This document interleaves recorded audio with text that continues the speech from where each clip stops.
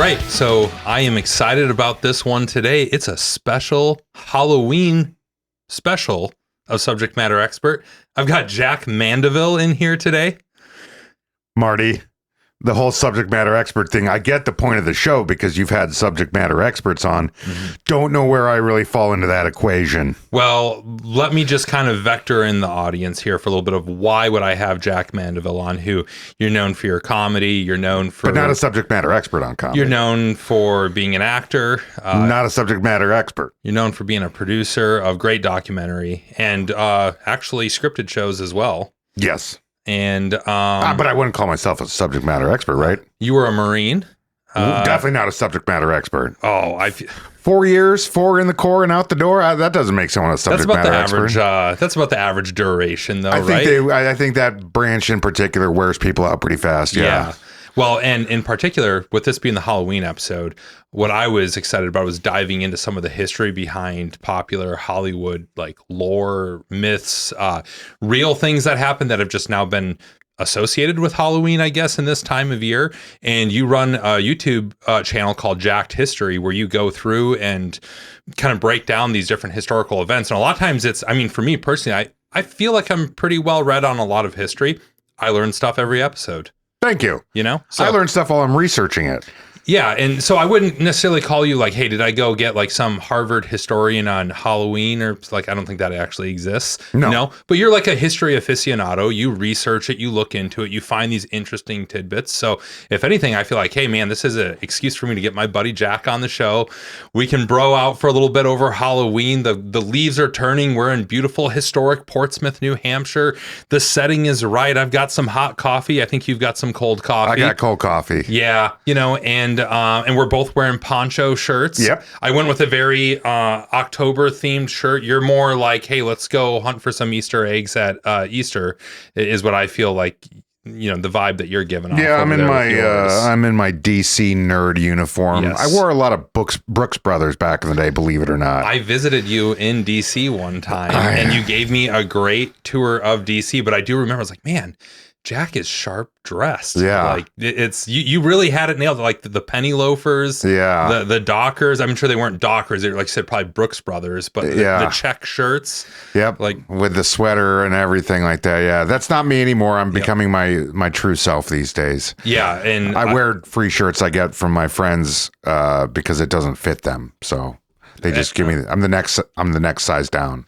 However you come across them, they look good, and we both look good today. And let's get into some of this Halloween history here. I'm very excited about this week. Just so everybody knows, we definitely went over a few different topics here that we might want to get into, kind of vectored in what myths, legends, people should we explore. There's a few things that you've already researched pretty well, but one of the most interesting ones that we talked about over dinner last night was the fact that animals like house pets were put on trial during the Salem witch trials. Can you, before we get into the animal aspect of it, are you able to give us like a little bit of a primer on what the Salem witch trials were? Yeah, I mean, we're not far from the heart of it right now, where we're at right now. By the way, I know you felt bad because you had some personal things to attend to today, and so we're running late on the show. I've had a great time. I've ate 4 bowls of clam chowder in the less than 24 hours I've been here. I've been walking all around downtown Portsmouth, just soaking on all the New England quaintness in. So I've had a great time while I've been out here. It's such a cool place. That's what I'm excited about with this show is like, somebody like you that comes in from out of town, getting to see this really awesome little corner of America that's just chock full of Americana. Yeah. And this is America old too. Yeah. Like this, I mean, by the standards of Europe or the Middle East or East Asia, it's not that old. But by American standards, we're in like ancient arena. Yeah. It's, if you can't afford a trip over to Europe, then Portsmouth's not too far off as far as the vibe goes. Yeah, good colonial American vibe. Yeah, we all still speak English here, though. So, but let's be honest, most of Europe speaks English too. So, yeah, it's like a New England English. Yeah, they drop their R's a little bit. A little bit, yeah. You know what? But that goes to the Salem witch trials. A lot of people think that it was a uniquely American phenomenon that happened. I was under that assumption. No. Actually, it was way worse in Europe. It was mainly it started in the modern Britain. I don't remember specifically if it started in England or Scotland, but it spread pretty much throughout that entire island, and probably went into Ireland a little bit too. But I think by the end of it, in what's the modern UK, I think there was up to like 50,000 people that were killed. So we basically inherited something that was already going on in Northern Europe. Well, typical of us that, we're always late to the European trends. Yeah. But they had their whole set of Puritans too. And obviously our Puritans caught wind of what was going on. They got on the train. Our death toll was nowhere near Europe's. But yeah, it started in Europe kind of the same way that it started. Well, the same way it started here in the United States. It was teenage girls having sightings of things, and it just kind of snowballed and escalated from there into hysteria and a lot of death and carnage. And when you have religious leaders that have not just a social stranglehold on communities, but political stranglehold on communities, then they weren't exactly the most fair trials. No, but it started here with a couple of teenage girls who thought that they saw something, and then we know in hindsight that their parents were feuding with the people that they accused. And see, that's the interesting thing about the Salem witch trials, is whether it was this way throughout that period, definitely significant periods of the Salem witch trials could just be defined as like really brutal, a brutal interpretation of swatting somebody. Yeah. Like go and accuse that person of a witch and watch them burn at the stake. That's like one of the most famous cases during the Salem witch trials was the case of Giles Corey, who, the sheriff they accused him of being a witch. He refused to admit to it. They started pressing him, which they basically they laid him down. They started adding weight, like rocks and stones, to his chest. And every time they'd be like, "Are you going to confess?" He'd just say, "More weight." And they eventually crushed him to death. And at first it's like, it probably felt incredible. You're working out the kinks. First couple of stones. And then you cross that threshold. And I can't breathe all that well. Tough old bugger too. I think he was close, if not 80 years old when that was happening. Wow. And they were basically picking on an elderly man whose land they wanted, because shortly after he died, the sheriff also then accused his wife of being a witch. She dies, and now the sheriff took over the land. Weird how that works. Weird how that works, isn't it? Yeah, and I think there's a lot of cases too where they're just, some guy thinks his wife is cheating on him. Oh, she's a witch. Or, right. I don't like my neighbor. Ah, she's a witch. And I think it disproportionately affected women, obviously. Yes. And it definitely was something that young girls. Yeah, I mean, who are also the accusers. Thing. Yeah. I mean, that's interesting. I didn't know that it started with two young girls, because it ended up again disproportionately affecting women out of the whole deal. But like you said, it just happened just down the road from here. I've been to Salem during the kind of Halloween times before. I think social media has turned it into just absolute craziness there if you try to go now. But I went 7-8 years ago, before for around Halloween time, not like on Halloween, but around that time. It was awesome. The town definitely embraces their history. There's a whole museum you can go to.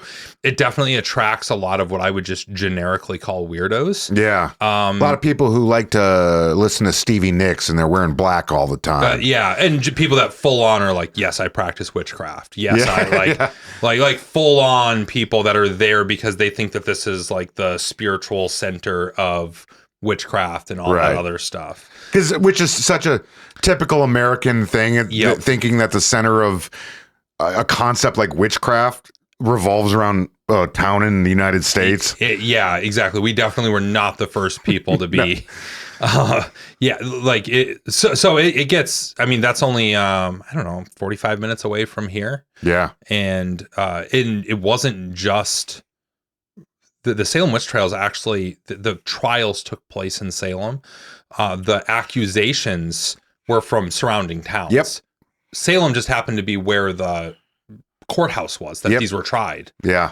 which I don't think a lot of people realize, including the modern day witches that go to Salem. Right. Yeah. Cotton Mather was kind of he was the presiding judge over all that stuff.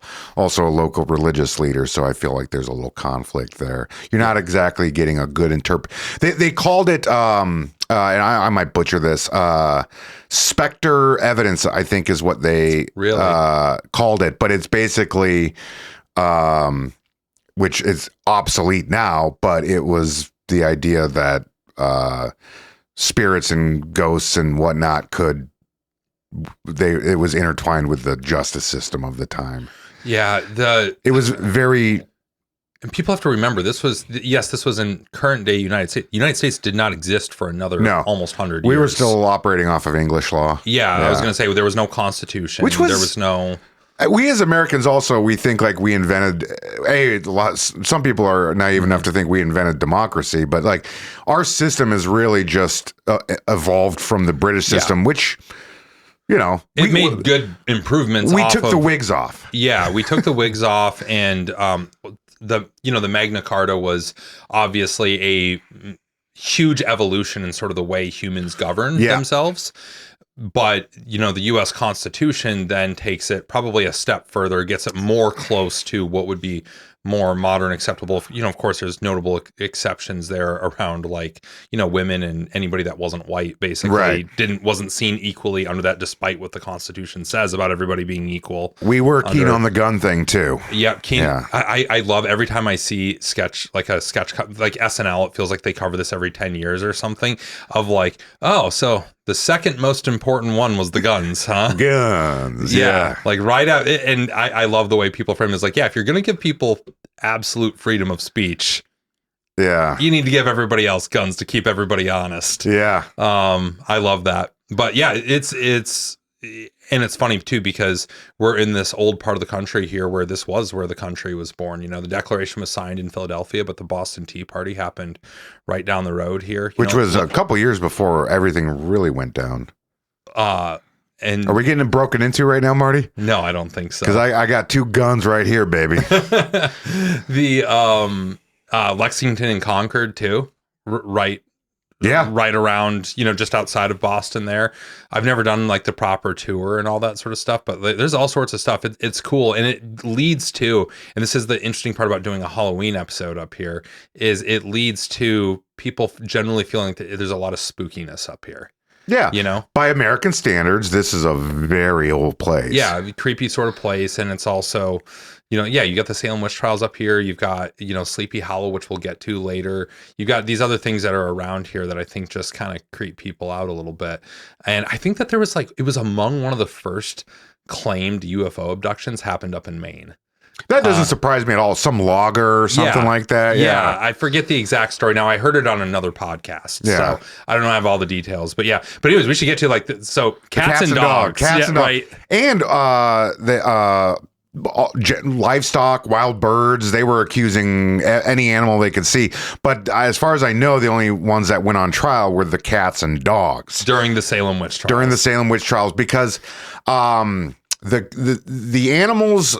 specifically, the cats and dogs were, again, this is old 17th century speak right here, but they were called familiars, which means that a demon or the devil could possess an animal. And basically, when they started, turning their sights on the animals, the fear came from the animal acting erratic, the dog was puking. Uh-oh, he's possessed. No, the dog is a dog. It probably got into some trash or something like that. There's a lot of weird mushrooms that grow around here. Yeah.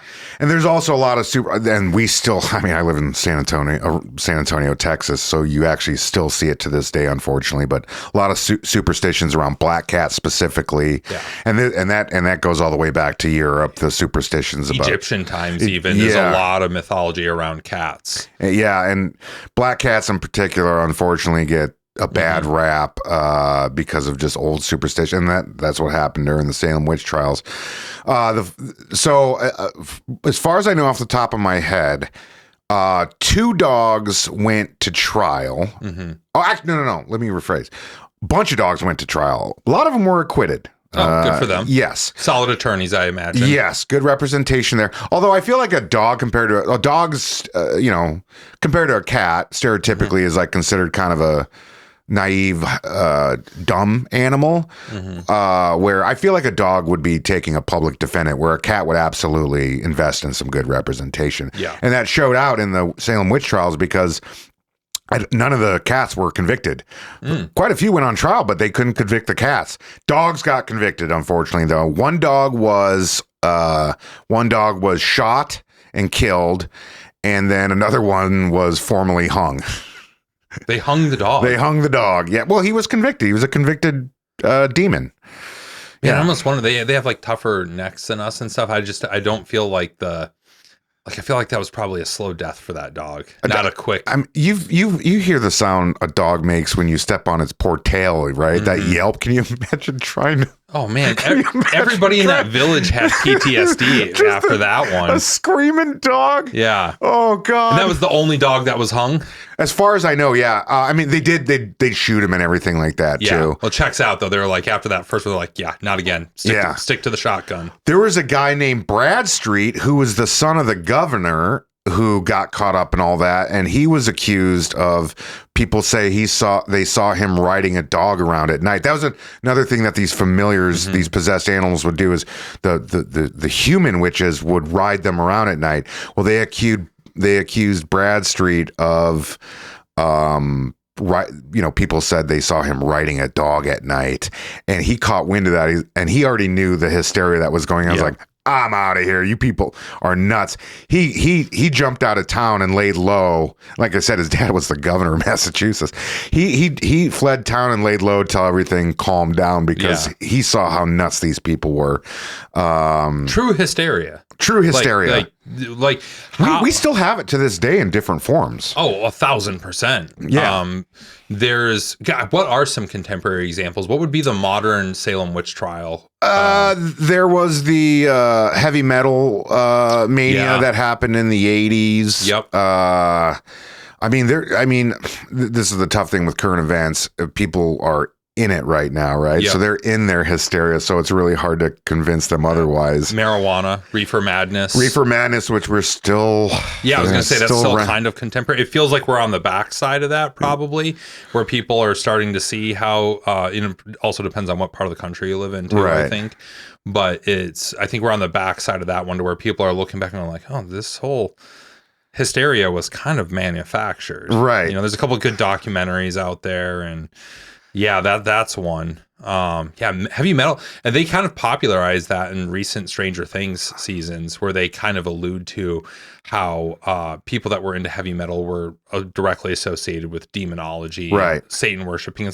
To be honest, they didn't do themselves a lot of favors to dispel that notion. No, but that was part of the genre. Was the culture. The genre was to be dark and mysterious and Ozzy Osbourne, the Prince of Darkness, right? Yeah, may he rest in peace. Yeah, and what else? I think even there was a thing around Dungeons and Dragons for a while there too. If you were a kid that was into Dungeons and Dragons, I wouldn't be surprised at all. I think that was one of them too. But yeah, it's interesting, and you do see. I can only imagine what the Salem witch trials would have been like today with social media, and the amount of misinformation, disinformation, all that. Basically, everybody goes through a publicity trial before they get to actual trial. Right. And there was a form of that going on back then with town gossip and everything like that. But can you imagine now today with TikTok and Instagram, and you got podcasters that are like, look at this fucking guy. And everybody's getting paid to have an opinion, and the truth really doesn't matter. And then influencers are getting hired to have a certain opinion by one side or the other. And then everybody's accusing each other of lying. But in the meanwhile, there's like people... probably not getting hung. They're probably going to prison. Is what I would guess. Just think about all the people that have. It's that old Johnny Cash lyric. I wear it for the poor and beaten down. The ones that I love that song. Yeah, but I wear it for the people who are a victim of their time. Think about how many people spend a considerable amount of time in prison for low cannabis charges. Literally just simple possession charges. Yeah, there's other crazy. I feel like that's a whole other episode. Is crazy things people did hard time or were executed over that were later exonerated. I think about this often. We've got a pretty good justice system in America compared as a to the system. rest of the world. Exactly. Yeah. Compared. Is there a lot of room for improvement? Yes. And that also, it's like, that's reflective of the society, then the lawmakers. So, I mean, yeah, there's people in there for dumb reasons, but that's more reflective of society and lawmakers than it is, other things. Yeah, it's... we're a dumb society. I was going to say... we have our moments. Yeah, we get a lot of things right, but the things that we get wrong... whew, they're doozies. That's what happened with the Salem witch trials. It did not take long afterwards. Yeah. So when did things start to? Within a decade, better sensed people were like, this was messed up. But that's wild though. Like a decade of this. Like you think like a year in, somebody would have looked around and been like, hey guys, this is kind of cuckoo. There were those people. I would deduce that the majority of people were level-headed, but when you have a large group of people that are in hysteria and have lost their minds, it is hard to quell the masses.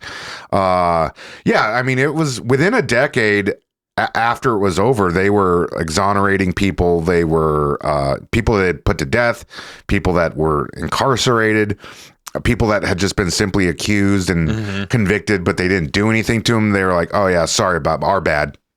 Yeah. But it's because they let religious leaders kind of run those trials, which is, again, that's not an issue we have to deal with as much these days. Yeah. What do you when you think back to a 1692 New Englander, what do you think that they would claim to notice with these animals in order to trigger an accusation? Like I said, it was just a dog being thrown up, being sick. Yeah. It's that noise at 2 a.m, the dog.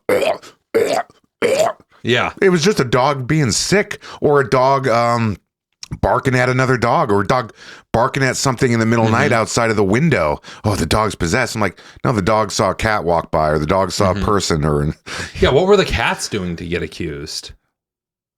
Being cats. Just looking shifty. Yeah.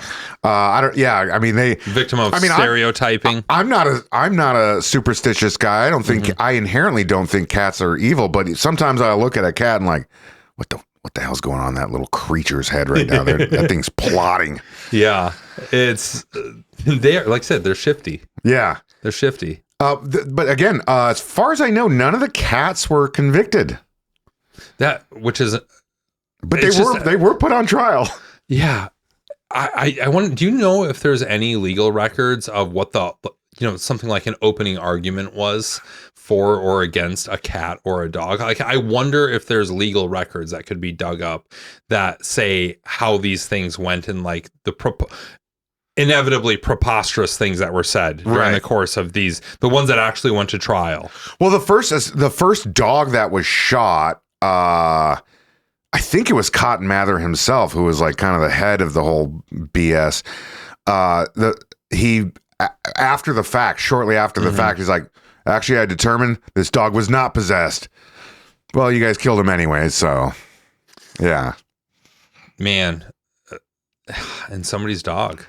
It's just somebody's dog. Somebody's dog. And I don't think they treated household pets like we do these days, but that dog did serve a purpose, and now the family's out a guard dog or a cattle dog or whatever that dog was being used for. And but again, they were going after the pigs and the cows and crows. Wild birds were accused of witchcraft because they saw them flying, which is what birds are supposed to do. Yeah, and I suppose like crows, largely because of Edgar Allan Poe, but like crows, again, things that are black in general get associated, black cats, black crows. With darkness and all the evil spirits and all that. Yeah, black bears kind of get a pass, though. I don't think anybody. Black bears will fight back. Yeah. Black bears they're pretty lovable. Yeah. Not nearly as dangerous as a grizzly bear or a polar bear. I'm not an expert on bears. You should get a bear expert on the subject matter. Oh, that'd be interesting. The general wisdom around here, let's see if I can get this right. If it's black, fight back. If it's brown, lay down. Yep. If it's white, good night. Oh, I haven't heard that third part, but from what I ever understand with the polar bears, you're not gonna survive that one. Yeah. That would be interesting to get on here though, especially because both me and my brother have hilariously and unsuccessfully attempted to hunt black bear ever since we've moved up here. It's not worked out. So maybe if we learned something about the animal, maybe it would be a little bit more successful. Yeah, get in its head so you can hurt it. Be the black bear. Yeah. Well, let's move on to trick-or-treating. This is obviously a much more modern practice, but I did a little bit of research on this. It looks like the roots get traced back to something called Samhain. I don't know if I'm pronouncing that right. Yeah, an old pagan. Yeah. And then there was medieval souling / guising. Yeah. And then there was a U.S. boom after World War II. Sugar rationing ended, and this sort of shift to suburbia in the 1950s that really kind of dumped fuel on the fire of the concept of trick-or-treating. But that's just kind of the wave tops from what I could tell. Do you know anything beyond that on kind of the history of trick-or-treating, or how it kind of went from those old pagan practices to the modern kid knocking on a door and somebody being ready with a bowl on the other side? Yeah. I mean, I can speak to things generally. Again, I'm not a subject matter expert. Yeah. I'm an entertainer who loves history because I've been around real historians, and and when they focus on a single topic, they're intense. Yeah. So again, from what I understand, this is another thing that we inherited from Europe. Halloween, I guess, as we know it, originated as a pagan tradition, and it was based in mischief. And that came over to the United States, and in those early colonial days, it was not uncommon for young kids and it was socially encouraged, young kids to go out and be mischievous during that time period. And I don't know what they were doing in the colonial period. I doubt that they were egging houses back then, but they were just it was kind of just accepted that kids would get out and get into a little trouble, and it was just kind of a tradition. Back in colonial times, candy wasn't what it was today. No, there was barely hard candies back then. No, like soft candies, chocolates, things like that. That didn't come along until the 20th century, really, or late 19th century. Right, and that never became married to Halloween until almost the mid 20th century. In the early 20th century, it did, Halloween started becoming more of a social event. Yeah. But it was still very much rooted in just kids going out, and they would wax windows of people's houses and stuff like that. And they were probably throwing eggs and dumping toilet over paper, dumping over trash cans and everything like that. But again, it was probably not an ideal thing, but it was generally, I don't know if the word accepted in society was a thing, but it was just part of. Yeah. How do you think that happened, where it goes from general rowdiness to sort of this parent approved, you're walking around with your kids, and it's much more like kind of where we are today, where it's a much more, I'm sure, well, I'll caveat that. I'm sure the police stay busy on Halloween with shenanigans that do inevitably happen. Yeah, because it still happens. It's part of the DNA of Halloween. But it's such a tamed down for most people. It's like, oh, you take your kids out, they dress up. It's, everybody's if the light on the porch is on, that means they're taking trick or treaters. If it's not, then don't go up there. It's almost like a formalized. Everybody knows the rules. Yeah. Today, I wonder how we got there. It generally has to do with suburbanization. Post World War II, you had a flight out from the city into the mass creation of the American suburb. So now everybody had their own. They lived in these cookie cutter neighborhoods that were lined up for miles. Before that, that would have been a hard thing to do. And it was done. It was done in places like Anoka, Minnesota, which, if I'm not mistaken, is considered the Halloween capital of the United States. Really? Yeah. Anoka was just a couple towns over from where I grew up. That's where my mother grew up. Oh, but a lot of trick-or-treating origins, it started in places like Anoka, which was pre-World War II. Suburbanization happened after World War II, and now you have these. That was the baby boom. Boom, and then you had these young families that were all right next to. Where before you were either pretty much rural, or you were in the city, and it could be hard to coordinate something like trick or treating as we know it when you're having to walk up apartment buildings and everything like that. Well, with suburbanization now, there's a way for kids basically to go door to door and engage in this the purpose of trick or treating and easily just acquire candy. It also has to do with America went through post World War II a kind of second moral revolution where now. Because of suburbanization, these communities were able to be a lot more proactive and kind of build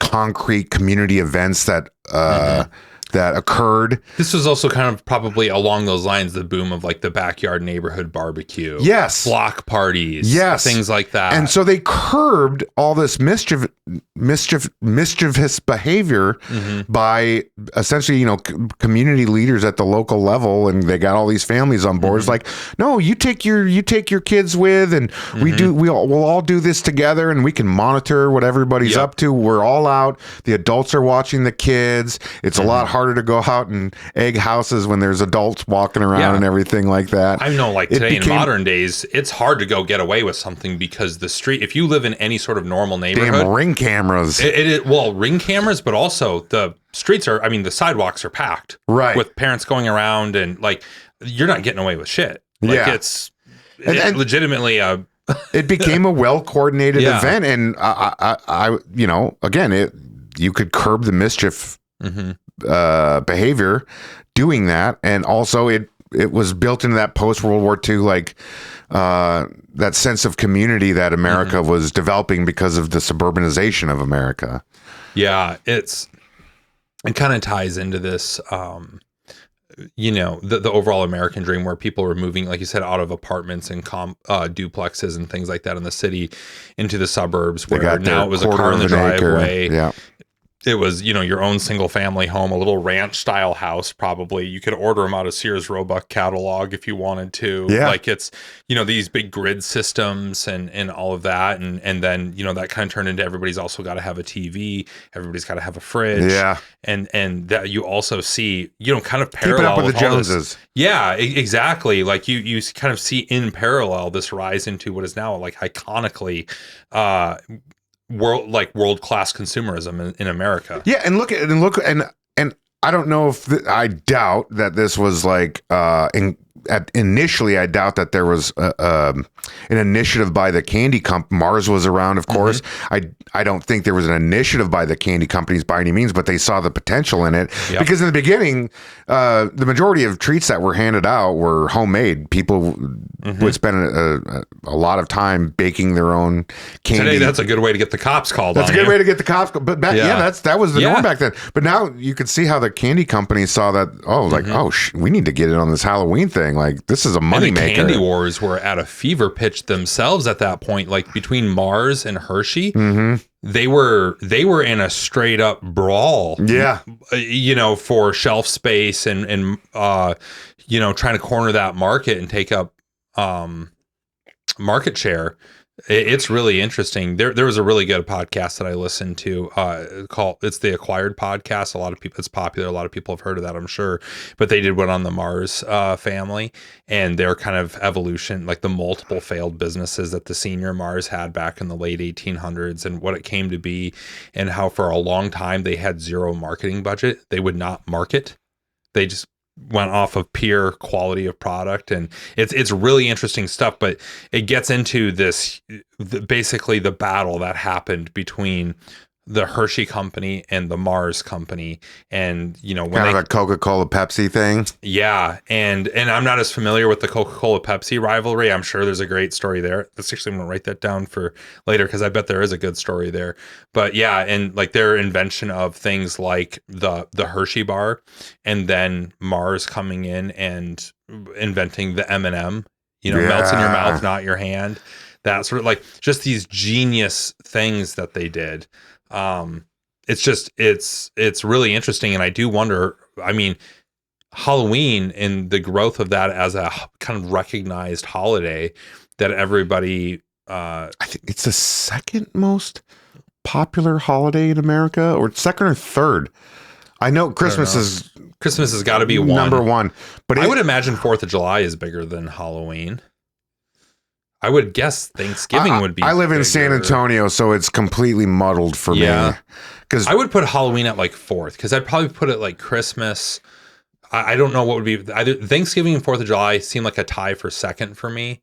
You know, because I don't know which one would be bigger, and especially what do we consider size here for the holiday? Is it how much money is spent or generated? Because like Halloween is a multi-billion-dollar industry. That's where we would. Yeah, that's where we would. Certainly, Christmas is number one by a large stretch as far as money spent. Like people fucking lose their mind and put themselves into debt over Christmas. I mean, people. Well, and that's the thing. It's like, well, look at Halloween compared to Christmas. Like, people make songs about it. Mm-hmm. There's a lot. You're expected to purchase things in order to engage in it. You gotta get a special outfit. It's a special outfit. It's a community thing. There's parties that revolve around it. Usually no church service associated with Halloween. Unless you're, one of those folks that moves to Salem. Yeah, right. Yeah. So you can then maybe you've got some sort of religious so you can be ceremony. A witch. Yeah. By the way, I want to state for the record, I mentioned that thing about Stevie Nicks earlier. I absolutely love Stevie Nicks' music. Big Stevie Nicks fan? I love Stevie Nicks. Yeah. I saw her 3 years ago. Oh, really? Mid-70s, still up there dancing around like she's all of those musicians from the 70s and 80s, if they're still out there, the ones that are still out there performing, they're killing it. She was nimble. She was moving around freely on that stage. That's awesome. Yeah. Voice was still as beautiful as ever. Just crushing it all still. All black, yeah. That's so cool. Well, I think the only thing I want to cover on trick-or-treating is there's some sort of persistent myths out there, like that there's razor blades in candy or poison candy. Another thing that happened in the 80s. Well, so those are real. Were you ever able to find instances of like this actually happening, or was it all hysteria? I think we're still living in we're still living in that wives' tale. Part of that, because as far as I know, there's never been any proven instances where that actually happened. It was the same. It was, we grew up in the 90s. We heard things about Marilyn Manson. Every little child in America heard the rumor about Marilyn Manson and the rib that was cut out so he could do certain things to himself. That never happened. Really? But everybody... That's a myth? That's a myth. Everybody... Oh. Yeah, everybody heard it and everybody bought into it. I never questioned it. Yeah. I mean, the dude was weird enough. We were like, oh, yeah, I mean, if anybody was going to do it, it'd probably be him. You know? Or that he was Paul from the Wonder Years. Yeah.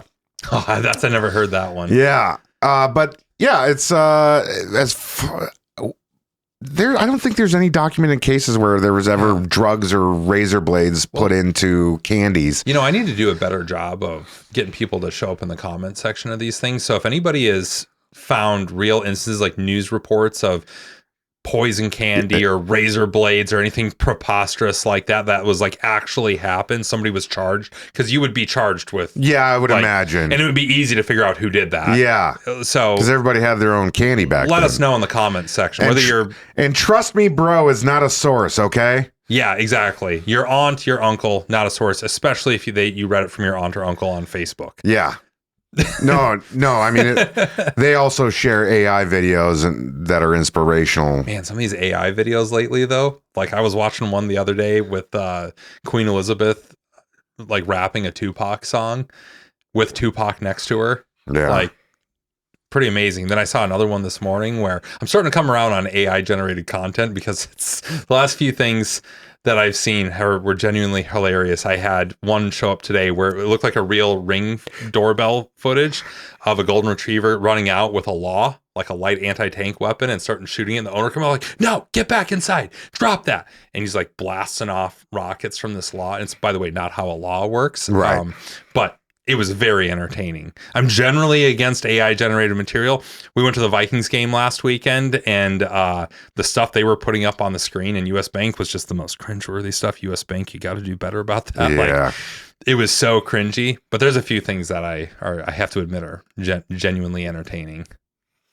Yeah, I'm so conflicted on that whole thing. Yeah, I get it. I was thinking the other day, I was like, where we're going to have to go as writers, we're going to have to start, we're going to have to go back to writing our manuscripts on typewriters and submitting typewritten paper to publishers to prove that we're not. So like, yes. No, you can smell that. That's fresh ink right there. Yeah. Like have all the strikeouts. We're going to have to go back to like Hemingway days and how he submitted just you drop a stack of paper in a manila envelope on the editor's desk in New York. There are just certain things AI will never be able to replicate with human beings. And it'll attempt to, but like AI's never had certain traumas that only human beings are capable of enduring. Also, it can only generate things off of pre-existing content. Right. You will always require original human content for AI to do what it does, at least as it exists today. Who knows where AI technology goes in the future? I mean, it's hard to predict, but like as it stands today, it still needs it. And that's why there's so many lawsuits and things like that out there right now of, AI companies going and taking and feeding books that they didn't have permission to use as source material. Yeah.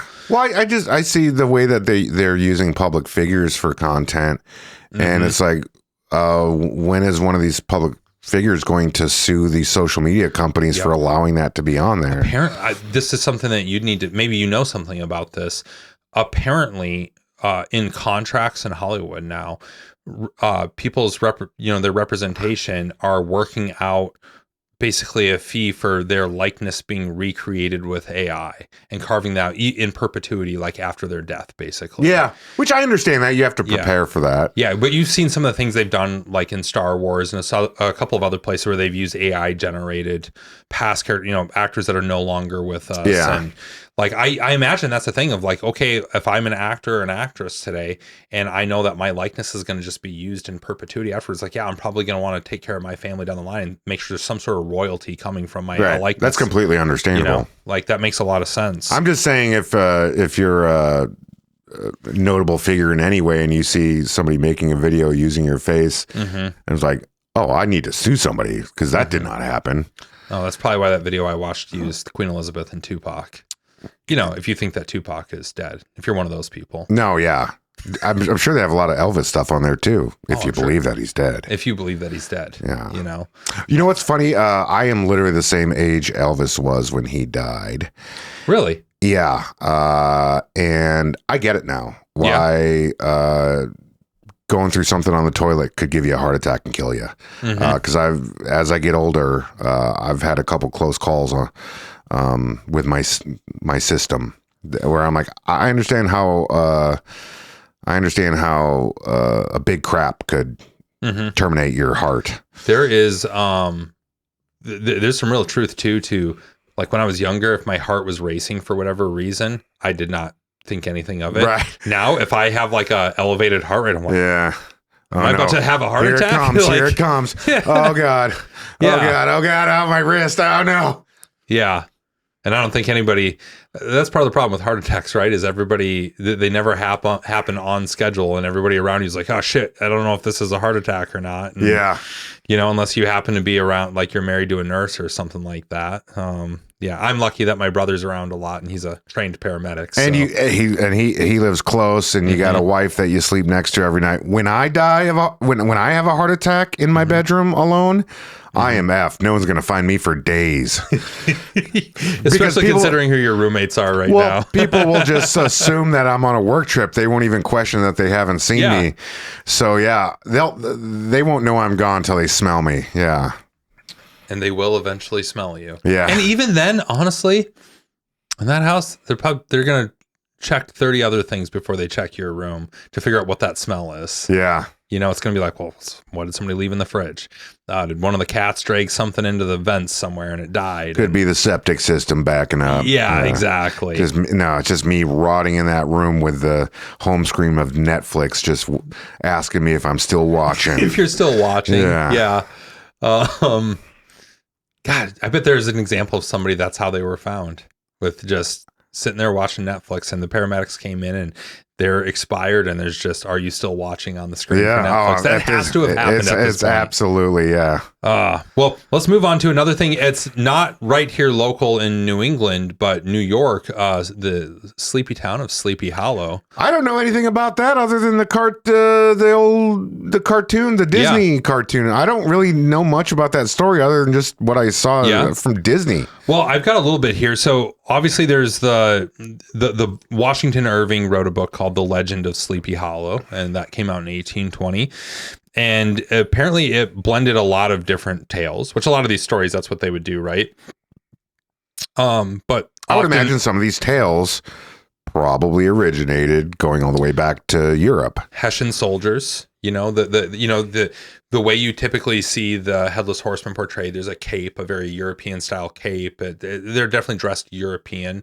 Depends on what depiction you look at, but a lot of times it is some sort of like an old style military uniform. Not a modern military uniform, but very old, like 1700s, what you would think. But yeah, Hessian soldiers, and you think 1820, that's about the right time to where Hessian soldiers are probably front and center in a lot of people's heads still because of their involvement. There's a lot of people who remember. In 1820, there's a lot of people that had crossed swords, traded lead with Hessian soldiers. Yeah.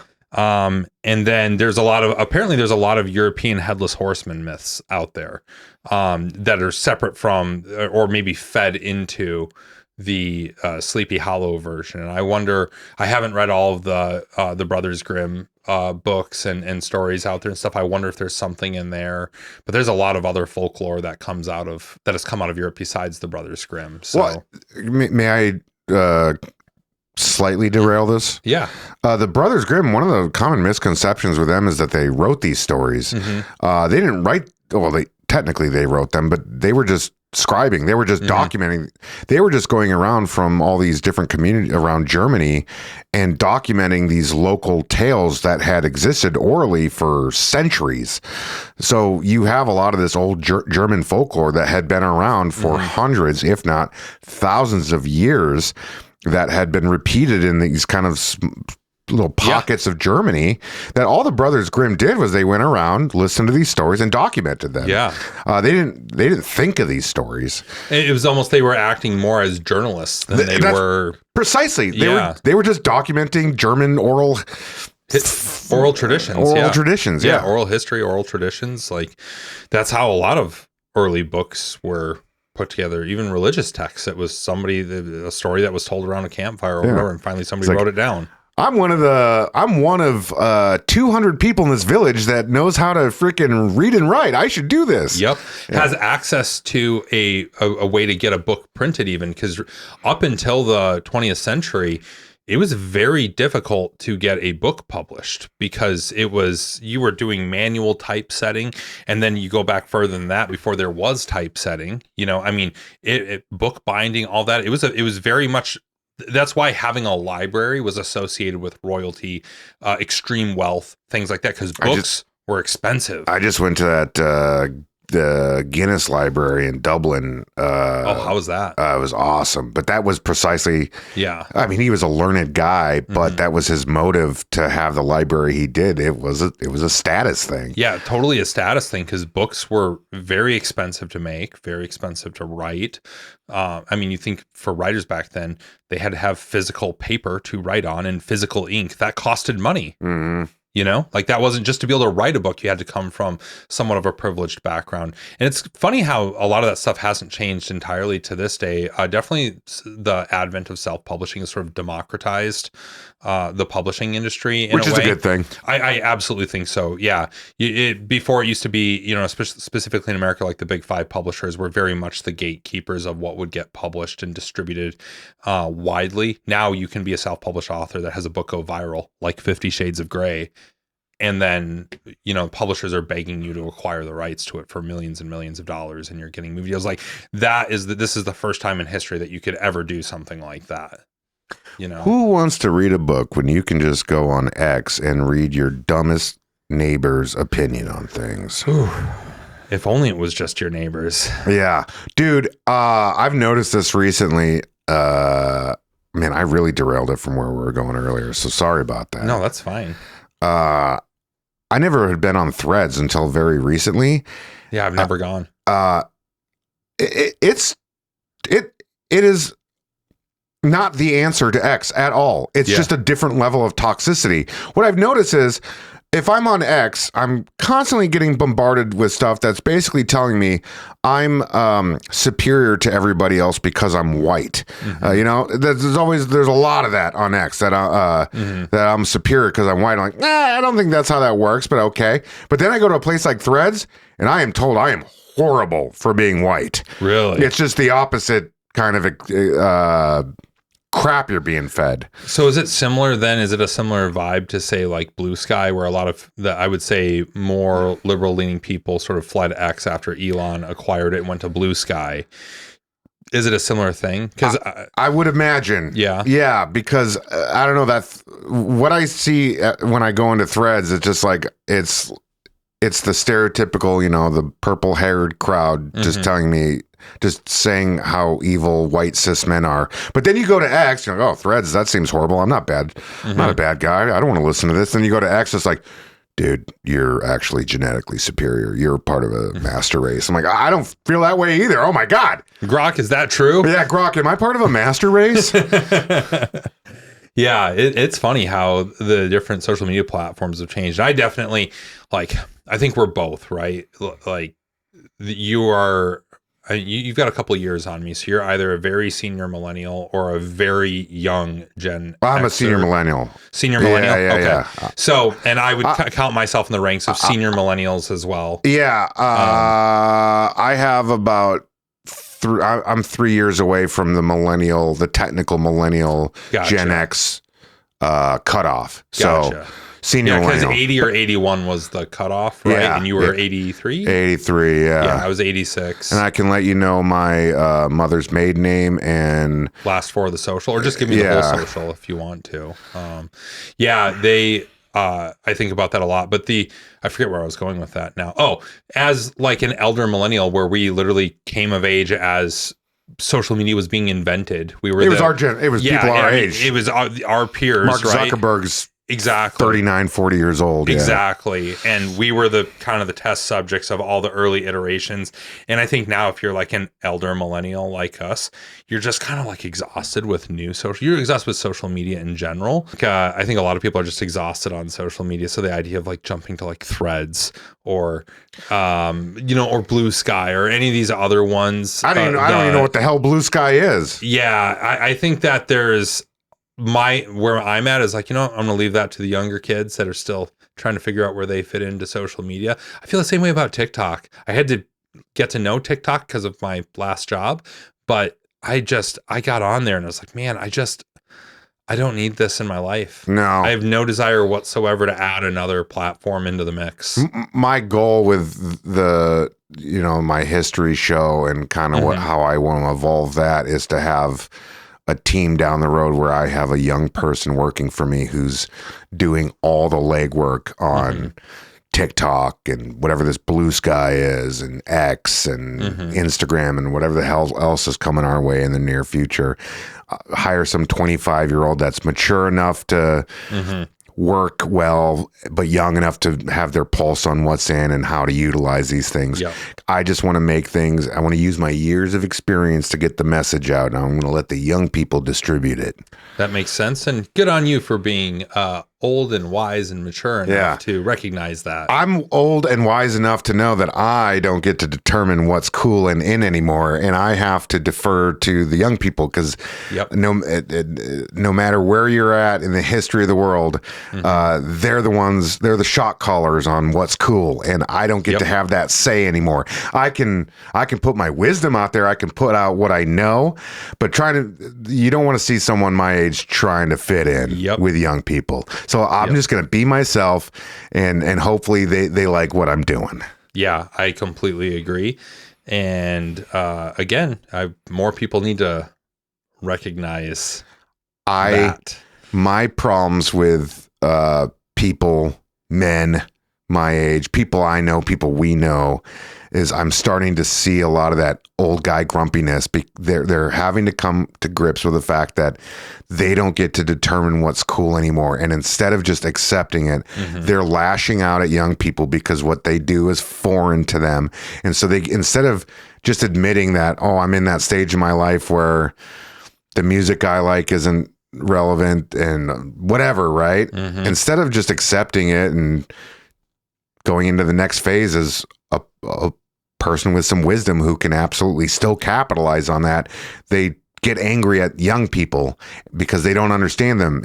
And instead of trying to understand them, they just, and when you try to explain to them, like, dude, this is just the same thing our parents did when they looked at us. They're like, no, it's every time. It's different this time. It's different. It's different. No, it's different this time. Everybody always thinks that they're the exception to the rule. Yeah. You are never the exception to the rule. The young people this time they are the ones that are effed up. I know that newspaper publications, just alone in American history, have been having this argument since the beginning, back to the colonial days. There's always been, every 10 years, you can go back to like the things that the Stoics were writing back in ancient Rome and ancient Greece about like these damn kids. That's a thing that has endured through human existence. But for these frickin' people, they really think, oh, it's different this time. The young people really are worse this time around.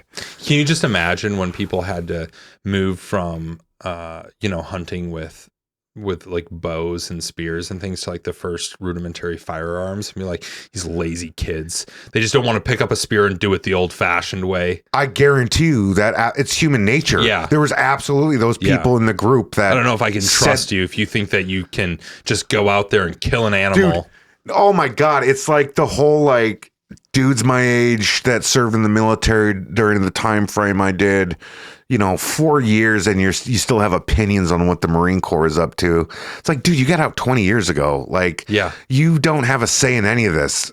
But like, it's like, they don't even train with iron sights anymore. I'm like, what? You mean they're more lethal? Yeah. They're better killers? That bothers you?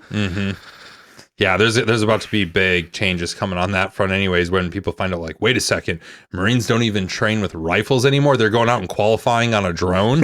Right. Like, dude, I'm only half joking. Like, I think that day's coming, the Marine Corps is on it. I talked to some colonel in Hawaii a couple years ago, and I think those Hawaii Marines are being used as this new testing bed for what the future of the Marine Corps is going to look like. Yeah, and they are doing some really innovative stuff. And do you know me as this guy who was an E4 20 years ago? You know what I said in that moment? Like, that's really cool. There's experts that have PhDs in war and running a military, so they've thought this through. I don't have an opinion on this because I'm not in it. I didn't do it enough to even know what the F I was doing, other than being a small unit leader. Yeah, you know what you needed to know at that time for that war. Yeah. That doesn't necessarily transfer to the next one. That's why I get grumpy about having to listen to vets my age talk about that stuff, is because it's one thing to look back, on your youth and look back at it with nostalgia. That's perfectly okay. That's perfectly normal. It's another thing to be grumpy about. They're just about what the young people are up and not having trust in them. And it's really what it is they don't actually care about what the young people are doing. They're just grumpy because they woke up this morning and their back hurt for no other reason than they decided to lie down and go to sleep last night. And their penance for sleeping is, now my back hurts the rest of the day. And instead of just accepting it, they need to lash out at young people who are living their most youthful selves right now. Yeah, exactly. Well, before we move on, and they're cool, and you're not cool anymore, bud. Before we move on from Headless Horseman, I'm sorry. We neither of us know a whole lot about the Headless Horseman lore, but you do know, I bet, a little bit about kind of why this angle of a villainous Hessian trooper would have been popular in the early 1800s, right? Like, still, it's like, can you frame for people why that would have been a popular villain in a time like 1820? Well, they had a very distinct look, those Hessians did. And we're coming out of the War of 1812 and the Revolution. And again, you have people that are still in relatively good shape who remember those periods. And the Hessians were... they were the stormtroopers of the British military. That's who they used in the Patriot movie. Yep. If you're gonna have a bad guy British guy, got to make him a Hessian. Mm-hmm.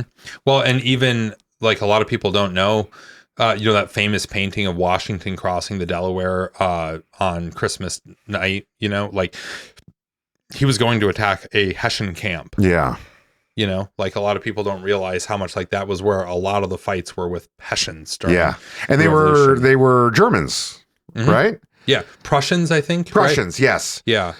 And that's about the extent of my knowledge on that, is I think the Hessians were Prussian origin. The Prussian military at that time, while not the size of the British military, they were arguably the best army in the world at that time, even better than the British. Yeah, Germany was very much writing doctrine at that time, like military doctrine that a lot of times is still followed to this day and studied to this day.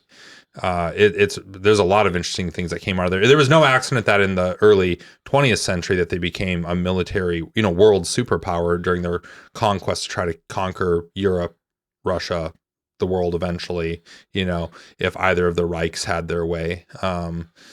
That institutional military knowledge that made them such a lethal force that was capable of doing things like the Blitzkrieg, that didn't just you don't just no, that didn't happen by accident. Come up with that overnight. That wasn't Hitler's genius. He had really good officers who had years of experience under their belt, and benefited from years before, leaders before them developing modern military doctrine. Baron von Steuben, speaking of American, that time, he wrote the Blue Book.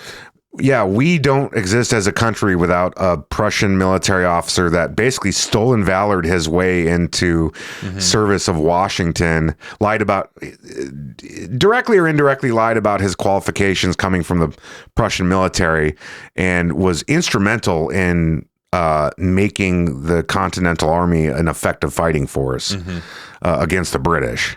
Yeah, he, like I said, the things that he came up with then, they impact military doctrine today. The way we do drill. Like through, exactly, marching orders and things like that. Like that hygiene standards. Yeah. And it's crazy to think that hygiene standards are a modern military invention, but they were. I mean, there's always been some form of hygiene that has been practiced by militaries that understand that an army moves on their feet. Those colonial soldiers were gross as shit. Yeah, exactly. Like it came along, like military attitudes towards hygiene in the field came a long way from where they were then, and they'd come a long way from the hoplites and the Roman, what is the Roman, what were their elite foot soldiers? The legionnaires? Yes. Yeah. Roman legionnaires, like the legionnaire tests that they'd have to do and things like that. Like there's a lot of evolution from there. But yeah, so you've got these Hessians that are just everybody. They're the ultimate bad guy. Yeah, ultimate bad guy. They're the equivalent of, like, in the 1980s having an Eastern European person for every bad guy in every action movie. Right. Yeah, that's a great way of putting it. Right? Like it's always an a Ukrainian or a Yugoslavian or a Russian, or I think a lot of times they try to avoid actual Russians, saying Russia, and just make them some other. Just he's some sort of Slav. Yeah, exactly. That's even when you look at kind of the peak of the like Ben-Hur and all the big epics that were coming out of Hollywood in the 50s. It was a pretty simple formula how to distinguish who the good and bad guys were. The bad guys typically were given British accents, and the good guys had American accents. Really? Yeah, you saw that a lot in old Hollywood. Yeah, you saw it with Ben-Hur. All the Romans had British accents, where all the Jews, the underdogs, had American accents. Interesting. And so going back to 1820, putting these guys as the bad guy, and then it's like, okay, we'll make him scary by taking his head off. Yeah. And being this mythical figure that rides a horse through the foggy forest, which, by the way, if you've never been out on a foggy night in New England, like in the forest, dude, it is creepy as shit. Yeah, I did mushrooms out there years ago. Yeah, I can't imagine what that was like. I think it was in New Hampshire here. Yeah, like it gets real creepy out here. There's been mornings where I've been walking out to my, like during deer season, walking out to my tree stand where it gets a little bit kind of like you feel like somebody's following you and that sort of thing.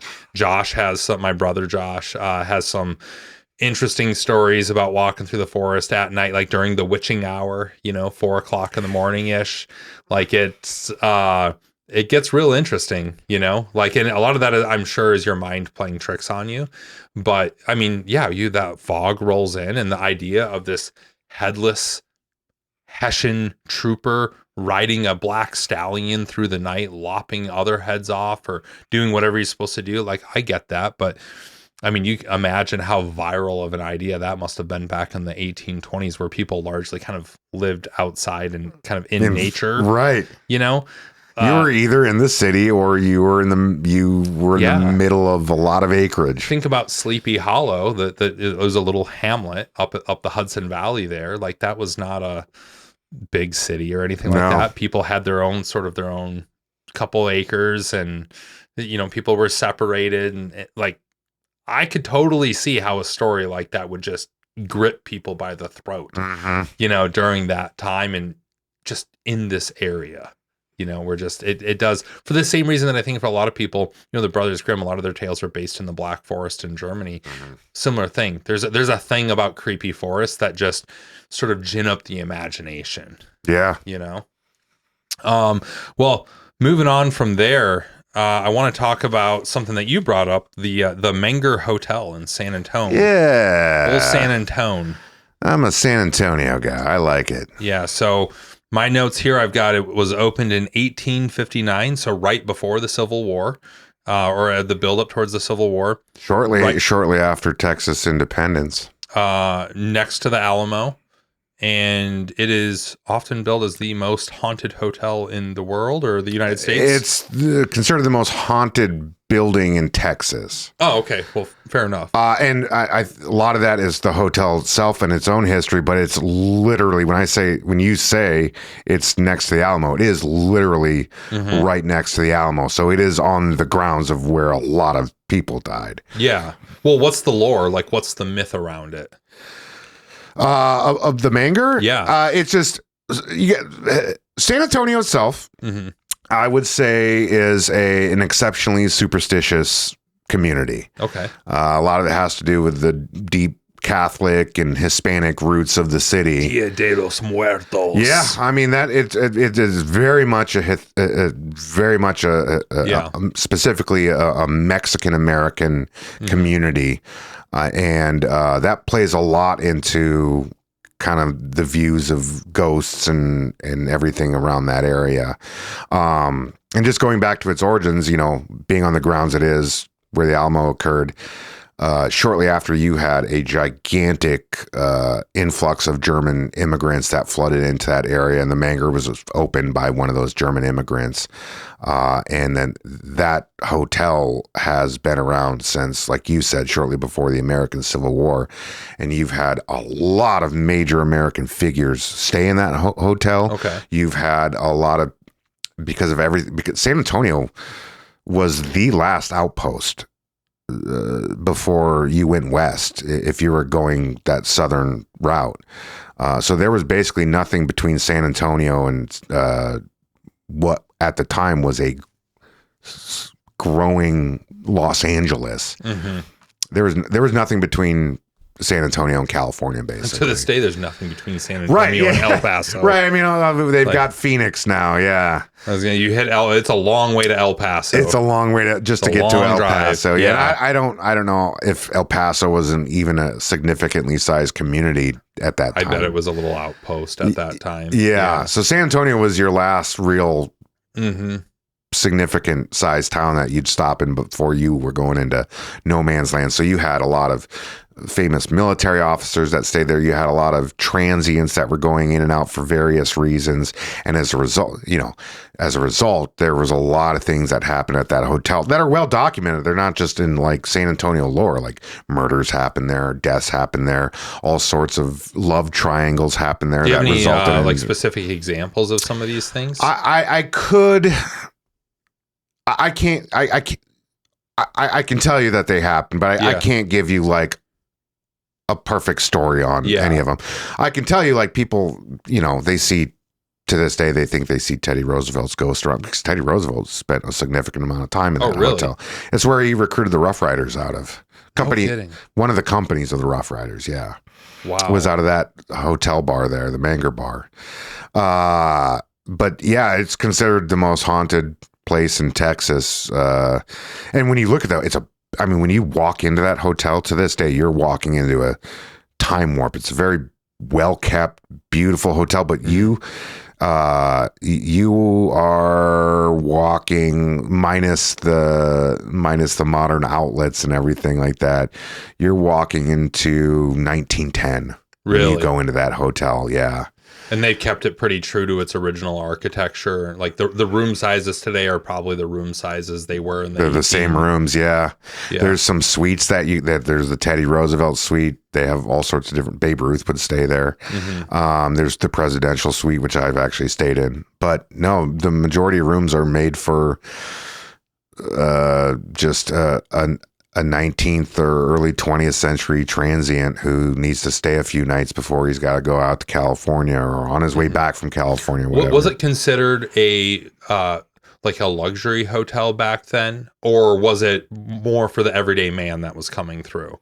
I think it was mixed because there was obviously like really nice rooms set up for more, I guess, important people or well-off people, but there's definitely enough rooms that anybody could get a room there. Gotcha. Yeah. And I bet too, it was probably one of those places, just thinking about Texas during that time where shootouts were still happening in the street outside and things like that. There's still bullet holes in that bar going back to the 1800s. Yeah. Wouldn't be shocked if a prostitute or two was probably killed in one of those Absolutely rooms. Happened. Yeah.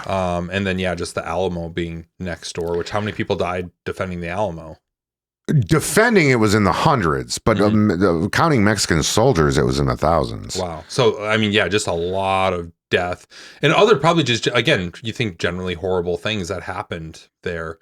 When you think about like rapes and abductions and just things that happened in a largely lawless West at that time. Of course, they would be a little bit more minimized in a bigger place like San Antonio, but still definitely happening. And that leads to, the entire, I'm treading on area that I don't know too much about here, but from what I understand, a lot of what is supposed to motivate somebody's ghost to not leave Earth, it's because they have unresolved business or something traumatic happened, right? And there just was so much of that happened in that area. Just in that concentrated area. Yeah. So you're like, okay, well, if that sort of theory is true, then it would make sense that place is pretty haunted. There's hotels up here too that have a lot of lore around them because they were featured in like Stephen King books or like, the hotel that The Shining was either based on or shot at. I always get those confused. I thought that was out in California. Am I getting my movies mixed around? Well, Stephen King definitely bases most of his novels in this area. Yeah. He lives just up in Maine there. A lot of his stuff is based out of different Maine coastal towns and things like that. But the Mount Washington Resort. Stand By Me is one of my favorite movies of all time. I know the book takes place in Maine, but they filmed it out. Okay. The movie took place out in Oregon. They filmed it out in Oregon. It's called the Carol Stickney Suite. Carolyn was the wife of the original owner of the hotel. She and her husband oversaw the construction and development of this amazing hotel. Suite 314 was her suite. The hand-carved bed in the room is her original bed. It is said that whenever she traveled, she had the bed shipped with her to her next destination. Kind of bougie. Yeah. She liked this room because she could look out the front windows and see her guests arriving for her grand parties. Dude, you have combat war correspondents, real subject matter experts in all sorts of fields on this show. And I'm like, man, I'm not even a natural ghost guy, but I can tell you about the history of this place and why people think they're ghosts. Yeah. Am I be honest with me, Marty, and we've been friends for a long time. Mm-hmm. Am I the most underachieving guest you've ever had? I thought you were going to say most handsome. I was going to say, well, absolutely, undoubtedly, yes, you are the most handsome guest. I'll take that. I believe that. Yeah. No, I think you hold your own among all the different people that I've had on so far. This will be episode 9, I think. Okay. Well, you've got a lot more episodes to go, so that could change fast. And I would say, if anything, I'm the more underachieving. That's what I tell people. Is like, the show is called Subject Matter Expert. I am not the subject matter expert. I interview the subject matter experts. You know how to do interviews, and you've got the Rolodex. That's the beauty of the show. Yeah, that's what I'm counting on. And either way, that's up here in New Hampshire, not the Menger Hotel in San Antonio. So, which now I really want to stay there. At some point, I've stayed there a few times. I've had great experiences there. They have the Teddy Roosevelt suite. They have numerous suites. I think there's a Babe Ruth suite as well. But there's really nice rooms there that if you're staying there on a Tuesday, Wednesday night during this time of the year, you can get it at a really reasonable rate. San Antonio's always got pretty reasonable hotel rates in my experience. Yeah, as long as you're not hitting some like crazy convention that's going on. You can get and at San Antonio, there is a lot of great old independently owned boutique hotels around there, because it's always been a transient city. I mean, we've got 3 or 4 major U.S. military bases there that have been there for a while, but even going back to, shortly after the fall of the Alamo, it was a city that was built to kind of accommodate people coming and going. Yeah. As far as the fluctuations go, one that stands out to me was having to go back and forth to Nashville. And it was like, some days I would come into Nashville and you could get a room for downtown for $200 a night. And then that same hotel the next week would be like $900 a night for like a Marriott, like an AC Marriott or something like that. And I couldn't believe that. But that city is just subject to like, if Taylor Swift's in town or a football game or some other concert, and just the prices would just yo-yo back and forth to where it'd go from one of the cheapest places to go get. And I love Nashville. It's a cool town to go hang out in. It's got, I think, a lot of things in common with San Antonio as far as a vibe goes. Yeah, but the good thing about San Antonio is you'll never have to worry about it getting an NFL team. So you cut that stress out right there. You get the NBA, though. You got the Spurs. That was grandfathered in from the ABA. San Antonio is the 7th biggest city in the country, and they can't get and again, the Spurs were grandfathered in from the ABA NBA merger. So, like, they just got lucky that they're a big time sports team in that community. Can't get a football team, can't get a baseball team. That's surprising that they can't get a baseball team. Right. Like, that's actually surprising, because you'd think if that there's one thing Mexicans love, and Mexican Americans, it's baseball. Like, it's surprising they don't have a baseball team. Spurs, though, they had David Robinson, though. I grew up on David Robinson, the Admiral. The Admiral. Which he was not an admiral, but just... No. It's good. That's a good nickname for a youngster. Yeah. And then he got to play with Tim Duncan, and we saw that transition happen into the Duncan years. And then, of course, all the great, people that came in to compliment Duncan, Manu Ginobili, Tony Parker. You know how lucky I feel to be somebody, and you have to feel similarly, but being that generation that has been able to witness and grow up with and watch people like Michael Jordan, Tom Brady, Derek Jeter, like Wayne Gretzky. Yeah. Like, these are all people that we literally watched at the heights of their careers. Yeah. And it's like, kind of like, everybody else will read about that or look at old clips. And I see like old NBA clips from the 90s and early 2000s that'll, and we're the same age as LeBron, and he's still playing. Yeah. That'll Aaron Rodgers. Yeah, right. Yeah, but it's kind of crazy to think about. Like, we've been able to watch these guys that will be probably Michael Phelps. I remember watching Michael Phelps go on his run in 2004 at the Olympics. I was in between my junior and senior year, and that was of high just school. a beginning for him, dude. I mean, and I was there to watch, not there physically in person, but like on TV. That was it. I remember sitting in my kitchen on a little like 13-inch black and white TV with bunny ears because we didn't have cable, watching Mark McGwire break the home run record. Yeah. I physically remember sitting there with my dad, and there was a big deal. It was like, he's up to bat. If he knocks it out here, it's the record. You know, what was it? Was it 72? Yeah. Yeah. And this could be number 72. And then he does it. And it just, God, it gives me chills now, you know? The single season, I think, was 62. Was it 62? Yeah.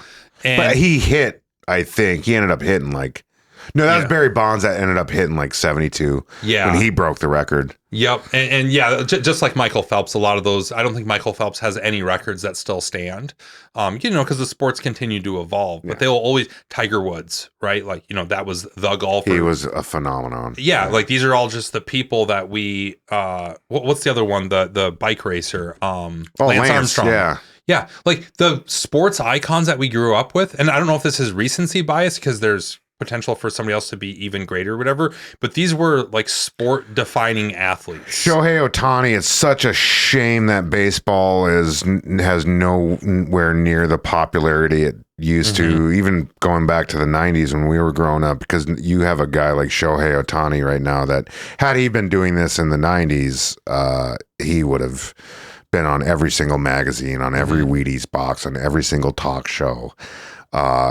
He is honestly, I mean, with what he's doing right now, I don't know if you could say he's the greatest baseball player of all time, but you could say he's the most diverse baseball player of all time. Yeah. He's doing the most of any baseball player of all time. So then he'll go down as one of the greats. I think what baseball as a sport suffers from to a certain degree is they don't leverage scarcity. There's 126 regular season games in the MLB. 162. 162. Okay, I had the 6 and the 2 turned around. Yeah. It's hard for people to keep up with that many. It's hard to keep up with them. And then you look at what's the most popular sport in America right now. Football, yeah. NFL, they only have 17 regular season games. It's once a week that you got to do to keep up with your team. Whereas baseball, it's just significantly more to keep up with. And I think that's why even the NBA has suffered a little bit of there's a lot of reasons for why the NBA's popularity has started to wane a little bit.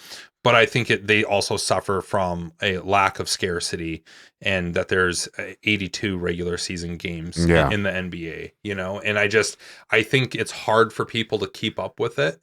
And that's part of the reason that, again, not the whole reason, but part of the reason the NFL is so popular.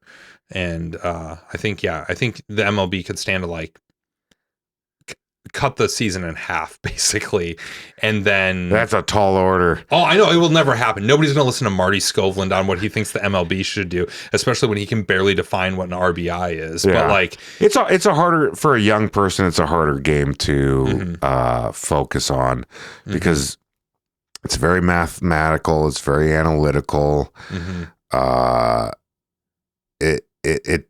There's a lot of lull, which I think, for me personally, that's kind of one of the beautiful parts of attending a baseball game, or even watching a baseball game. I like listening to people talking about I like listening to people. I like listening. Are you a talk show guy with baseball? I like listening to a commentator talk while in between at bats and stuff like that. But I think for young people, it's, there's not a lot of excitement. There's a lot of waiting around for the exciting part. Where with football, at any given moment, someone's getting hit hard, or going on a good run, or there's a 30-yard pass or something like that. Or somebody gets knocked out and then they got to awkwardly fill space. Right, yeah. A couple minutes depending on the severity of Burger King commercial, yeah. Dude, can I tell a story of your brother the other day, or is that too personal? No, I don't. Because I love your brother so much, but I started laughing. And for people's reference, he was episode number 1 on Subject Matter. That's right. Expert. Yeah. So you can hear about Josh's story, but what's this story? No, we went out to dinner because you know what? One thing I do love about your brother is he's a very principled person, and when he gets educated on something, he has a very strong opinion about it, but and that's what I like about him. But I remember we were at a dinner and we were talking about horror movies. Speaking of Halloween, we were talking about horror movies, and he's like, "Oh, I don't like the gore movies. I don't like watching violence just for the sake of watching it, even in the context of just watching a movie, right? Entertainment." Yep. He really was principled with like, pointless violence is pointless to me. I'm like, that's cool. I completely understand that. That makes a lot of sense. You're you're a good guy. And then the next day we're at the Vikings game. And there was an injured player. It wasn't anything serious. It wasn't like they weren't having to rush him to the emergency room or anything like that. But there was a guy laying on the ground. He was being attended to by the staff. And I'm just sitting next to Josh, just kind of sitting there in my head. And I just hear him go, I really don't care when they get injured. I was just like, what? Did you say something to him? What was his response to you laughing about it? I'm curious. I wasn't laughing like the way I am now because I was containing it because I was thinking through what I just heard. But it wasn't from this place of like malice or how like people are like, I don't give a shit about these overpaid athletes. It wasn't that tone. Yeah. It was just like, this isn't a concern of mine. Yeah. Like he'll be okay. And he was a paramedic in this city. He's seen more real life blood and gore and bad injuries than he can even remember. It's not a gunshot wound. Like he's going to be out for 3 weeks. Yeah. Like, oh, you hit your head. Oh, okay. Welcome to the club. Right. Yeah. Well, speaking of blood and gore, nice little segue there. Let's talk about Vlad the Impaler. Yeah. We're going back. I feel like we're progressively going back further and further into history here. Yeah. Vlad the Impaler. I mean, let's just start off with, we both have traveled to Transylvania before. No, I've only been to, You've been to Romania. I've been to Romania. Okay. I've been to where Vlad, the part of Romania that he came from, but I've only been to like coastal Romania. I've never been up to the mountains before. Okay, well, as I told you about before, one of my favorite places in the world is CBU, Romania. I know you got me all amped on it, bro. It's so nice there. But that whole Transylvania region is really cool. And again, kind of that that theme of like creepy forest and gets the imagination going. Transylvania. They haven't cut those forests down like they have. Those are some ancient forests. Yeah. So who is Vlad the Impaler? Yeah, Vlad the Impaler, as we know him, and who's this loose basis of Count Dracula. He was a Wallachian prince. Wallachia is one of the two kingdoms that merged into modern day Romania, but it was an old kingdom, and he was at that time, it was a vassal state of the Ottoman Empire. So he grew up in the court. I don't remember who Mehmet II of the Ottoman Empire, who was the prince of the Ottoman Empire. I don't remember who his father was, but he grew up in Mehmet II's father's court. Well, his father was probably Mehmet. Might have been. I don't know. There was Mehmet II. There was only a few names they were using. It was Osman, Mehmet. I'm just saying, if he was Mehmet II, then his dad was probably Mehmet.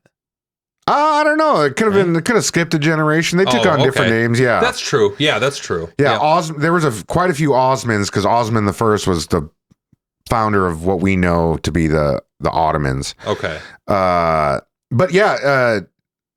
Vlad grew up with Mehmet II. They were generally the same age. They were pals growing up, basically. They were both of royal birth, and they hung out with each other. They played together. They did boy things together, and playing baseball. That's what you do as a boy. Or impale things. Yeah. But those Wallachians, all people were back then, but those Wallachians were uniquely hard people. But anyways, Mehmet II took the throne of the Ottoman Empire, I believe, when he was like 20 years old. Very young. Wow. And right around that time, Vlad's father died, and he went back to take over in Wallachia there. Well, Mehmet II is most famous for... he was the first Ottoman that took Constantinople. You had years of Ottoman rulers attempting to be the ones that were going to take Constantinople, which truly was the last of the Roman Empire.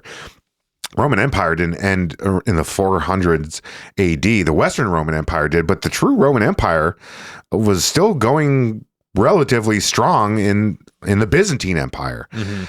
And Constantinople was the center of the Byzantine world. And really, and you can go there today, at Constantinople, modern day Istanbul. There's a whole song about that. Yeah, right. If you go there and visit there, they have multiple rings of wall. It was a very fortified city within a fortified city within a fortified city. Yes. And you can kind of, as you go through these, you see these massive walls that are still there today that you travel through. If you're going from like Istanbul airport down to like the old town where like the Blue Mosque and all of that are, you go through these multiple, it's like you're going back further and further into time because each ring, it's fascinating. And Mehmet was the one that was the first Ottoman to finally, the first person to bust through that last ring. And because he hired a Hungarian fella, I believe, who had essentially created this super cannon, and he put those cannons to use and busted down those walls. And there was a long siege, but for the first time, the Ottomans had finally taken Constantinople. It was theirs, and that was really the birth of the Ottoman Empire. Yeah, like that's when the Ottoman, that we would know all the way up through World War I. Right? Yes, like, and people forget. We speak of Rome. We speak of Rome and all, and the Mongols and all these other empires. Feels like we kind of skip over the Ottoman Empire a little bit. The Ottomans were players in world history. They had one of the most diverse empires of any of them. They had all sorts of Jews and Christians and all sorts of different ethnicities and Muslims. But anyways, yeah. So the Ottomans, they take Constantinople. There's a period of where Mehmet enjoyed that, and he's like, let's keep going into Europe. And then it ended up with him facing off with his old pal Vlad. And Vlad, he's painted, I think, as this hero of the Christian world who stopped this, evil Muslim invasion, which Mehmet's invasion had less to do with, trying to disrupt Christian activities or take the Christian world over, and more to do with just expanding his empire. Power and ambition. Yeah. I mean, still to this day, Turkish Muslims are relatively moderate compared to other parts of the Muslim world. Yeah. But yeah, I mean, you had this giant Turkish Ottoman Muslim army that was realistically really threatening the rest of Europe, and they were going into Wallachia. Vlad was ruthless in his way of dealing with it. He not only was ruthless in the way he treated the Ottoman soldiers and impaling them and all the things we know him for, but shit, he was burning crops in his own country to starve, just so he could starve out the Ottomans. He was literally basically condemning his own people to death, just to stop the Ottomans. If we can't have it, nobody's gonna have it. That's precisely what was happening. Yeah. So I mean, that was a whole ordeal. He ended up dying. How did he die?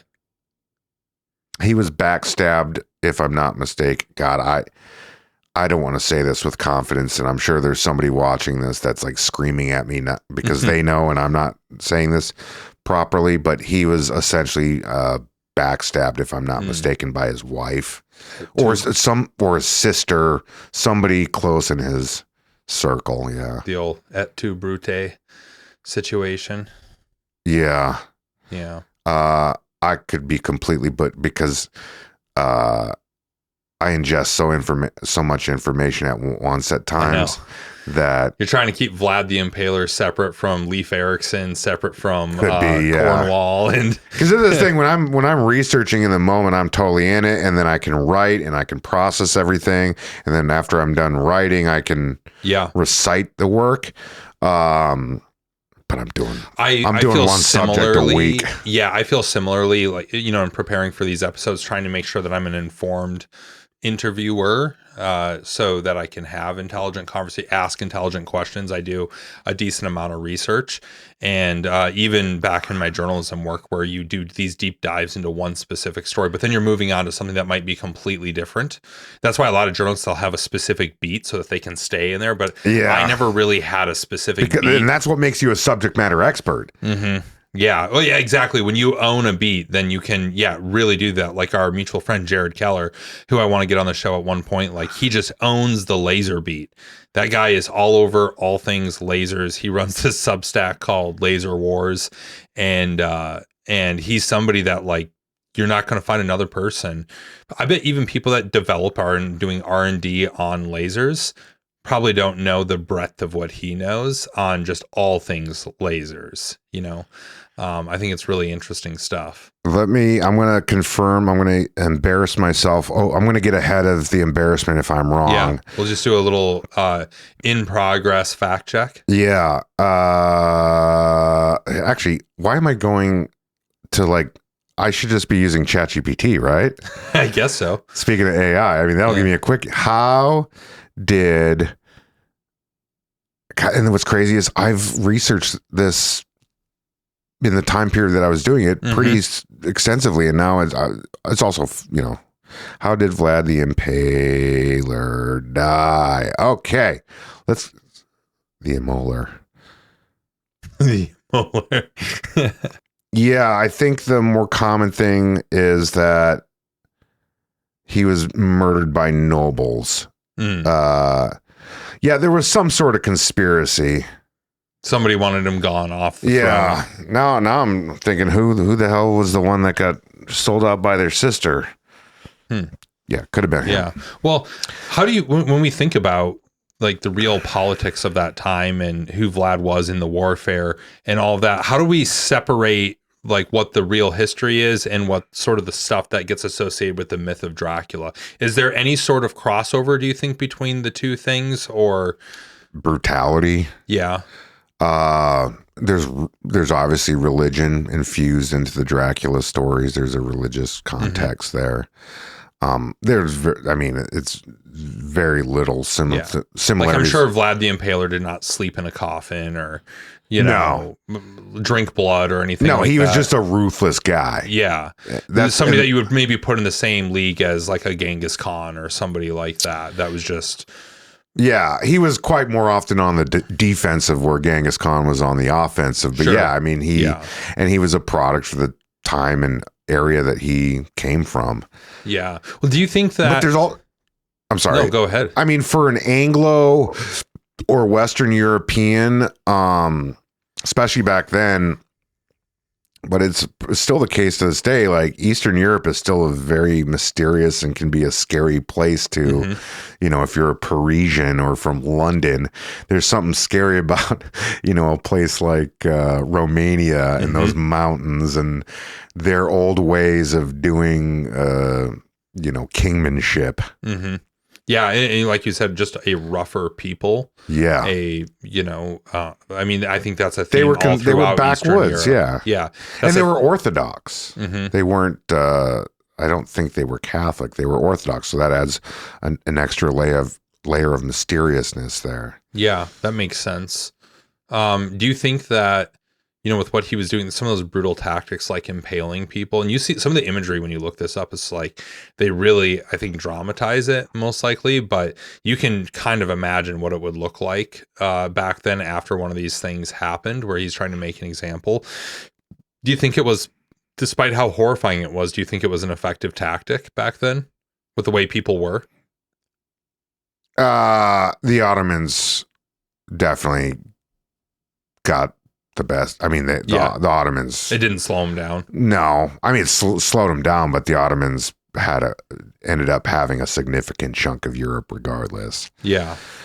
So it was all, a cool party trick, basically. Yeah. It didn't really. Dude, again, the Ottomans were like very accomplished and they don't get enough play as far as like the amount of land that they had and the different types of people that they were overseeing. Yeah.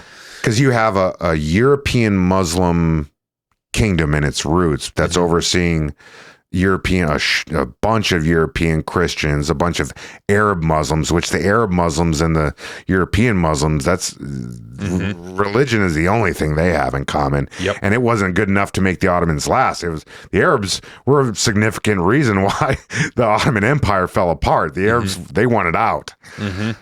Yeah, they had their own kingdoms and things like that. They were trying. Yeah, I mean, supposedly the original rulers that were put in power of the new Arab kingdoms post World War I, they were supposedly direct descendants of Muhammad, which no European Muslim could claim that. No, not at all. And so the fall of the Ottoman Empire during World War I, right?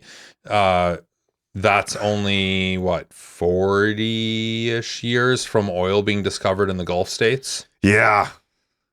Like if it didn't happen then, it was gonna happen once they got oil rich. Yeah. And the big reason why, I mean, the British and French specifically got involved with helping the Arabs out was the Ottomans had been the big dick on the block for so long, it became part of these countries' policies to asymmetrically dismantle them. So, that you got, he's one example of many people that were involved with it, but you have a guy like T.E. Lawrence, they send a guy over there like that and, get guerrilla with them. We'll support them with our naval gunfire and some of our modern weapons, but this is a good opportunity to dismantle the Ottomans because we've just hated them for so long. We have to end them.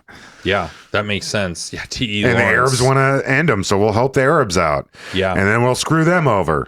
The enemy of my enemy is my friend. Yeah. That's played out so many times throughout history. Yeah. It really That's has. how the U.S. still operates. Yeah, 1,000%.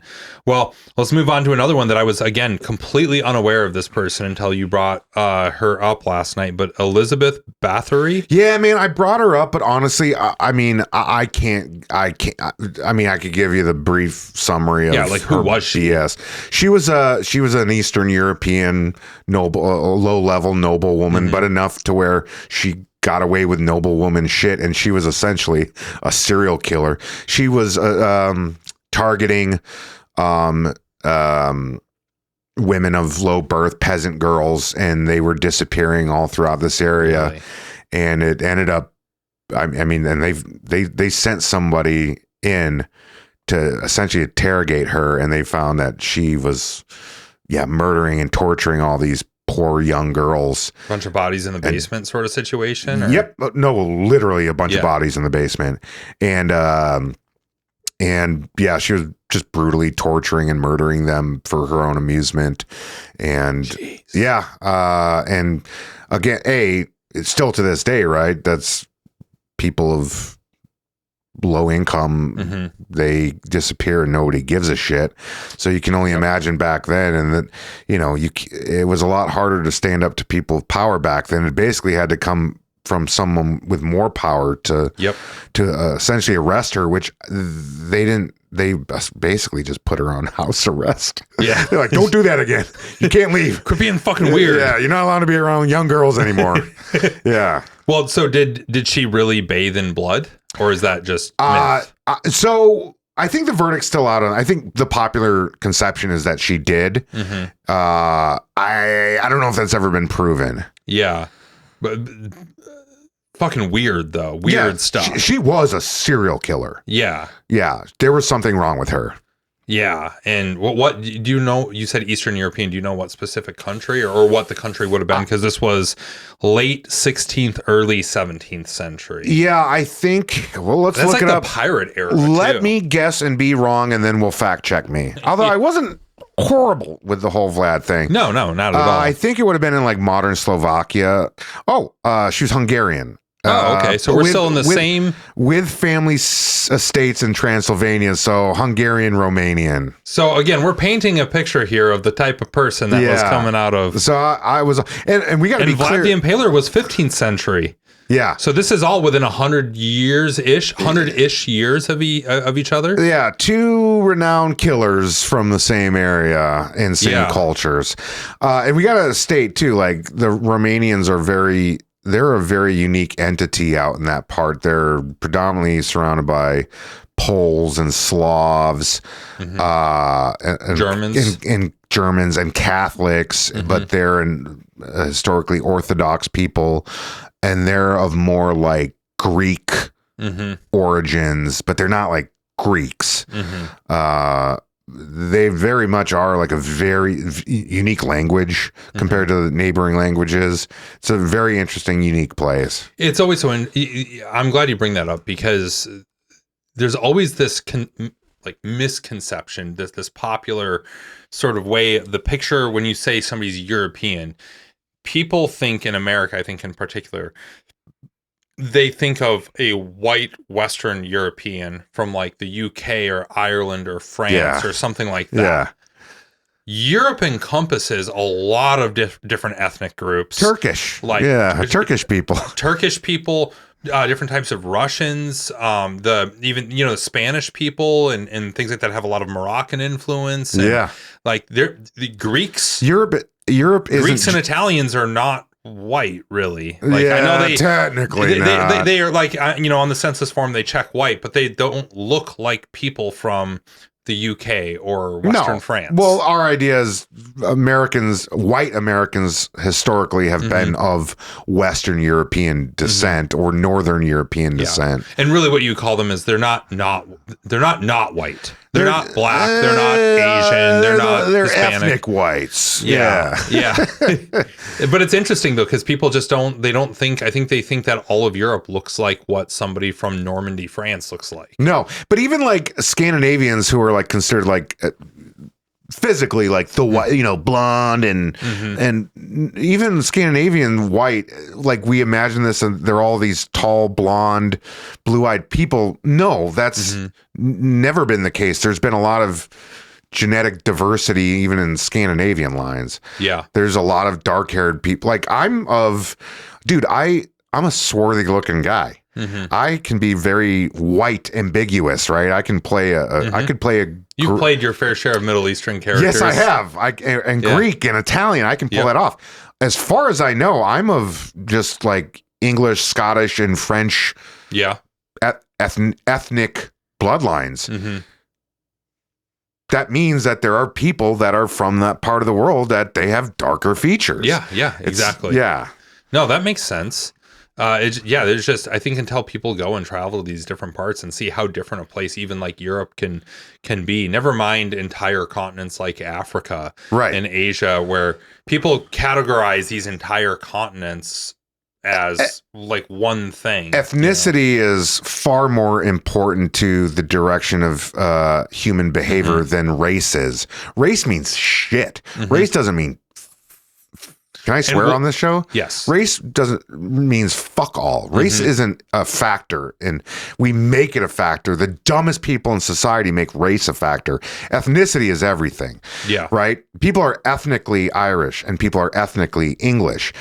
How those two people have cohabitated says a lot more than the English having contact with other people.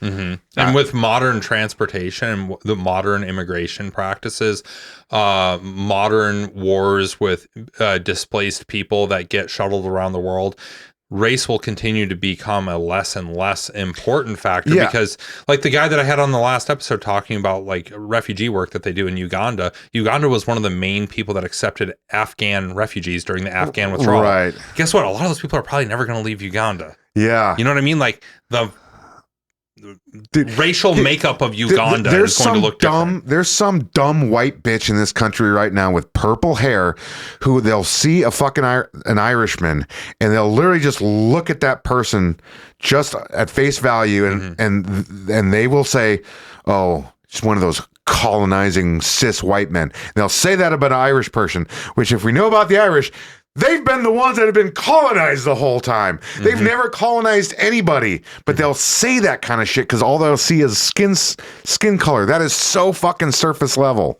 Some people call it racist. Yeah. Yeah, that's what racism is. Yeah. Well, let's, and I apologize on behalf of the show here to all the offended purple-haired people out here. Yeah. I'm sure that's a big part of your demo. Probably a huge part. You know why I'm talking like that right now with that kind of animosity? You just got back from Ireland? No, because right before you picked me up earlier, I was literally looking at threads because I shouldn't be on X and I shouldn't be on threads. I should not be reading that negativity because I internalize it. But like, I was literally, it was a purple haired, the stereotype. And I was reading, she was just making some mean spirited comment about white cis men. I'm like, and then I looked at it and said, I'm not even going to get into that part, but I'm like, you are one of them. You are one of the white people. If you think white women are excused from bad behavior of white people, if you think that's a male problem, you don't know the history of white people doing bad things, because there's usually a white woman right behind it. Elizabeth Báthory. Elizabeth Báthory. To bring it all the way back. What a way to come back. But she was a Hungarian, all right. She was one of the ethnic whites, not like those evil Irish whites who are around colonizing people, evidently. Yeah. Well, let's move on to, we'll come back a little bit more contemporary here. Early 20th century United States, Carl Panzram. Panzram. Yeah, one of Minnesota's own. Yeah, so he apparently confessed to multiple murders. Most of what we know comes through his writings and a guard named Henry Lesser who preserved them. Yeah. Probably the only guy in his whole life that was ever nice to him. Really? Yeah. So he was one of those guys, didn't have a lot of friends. No.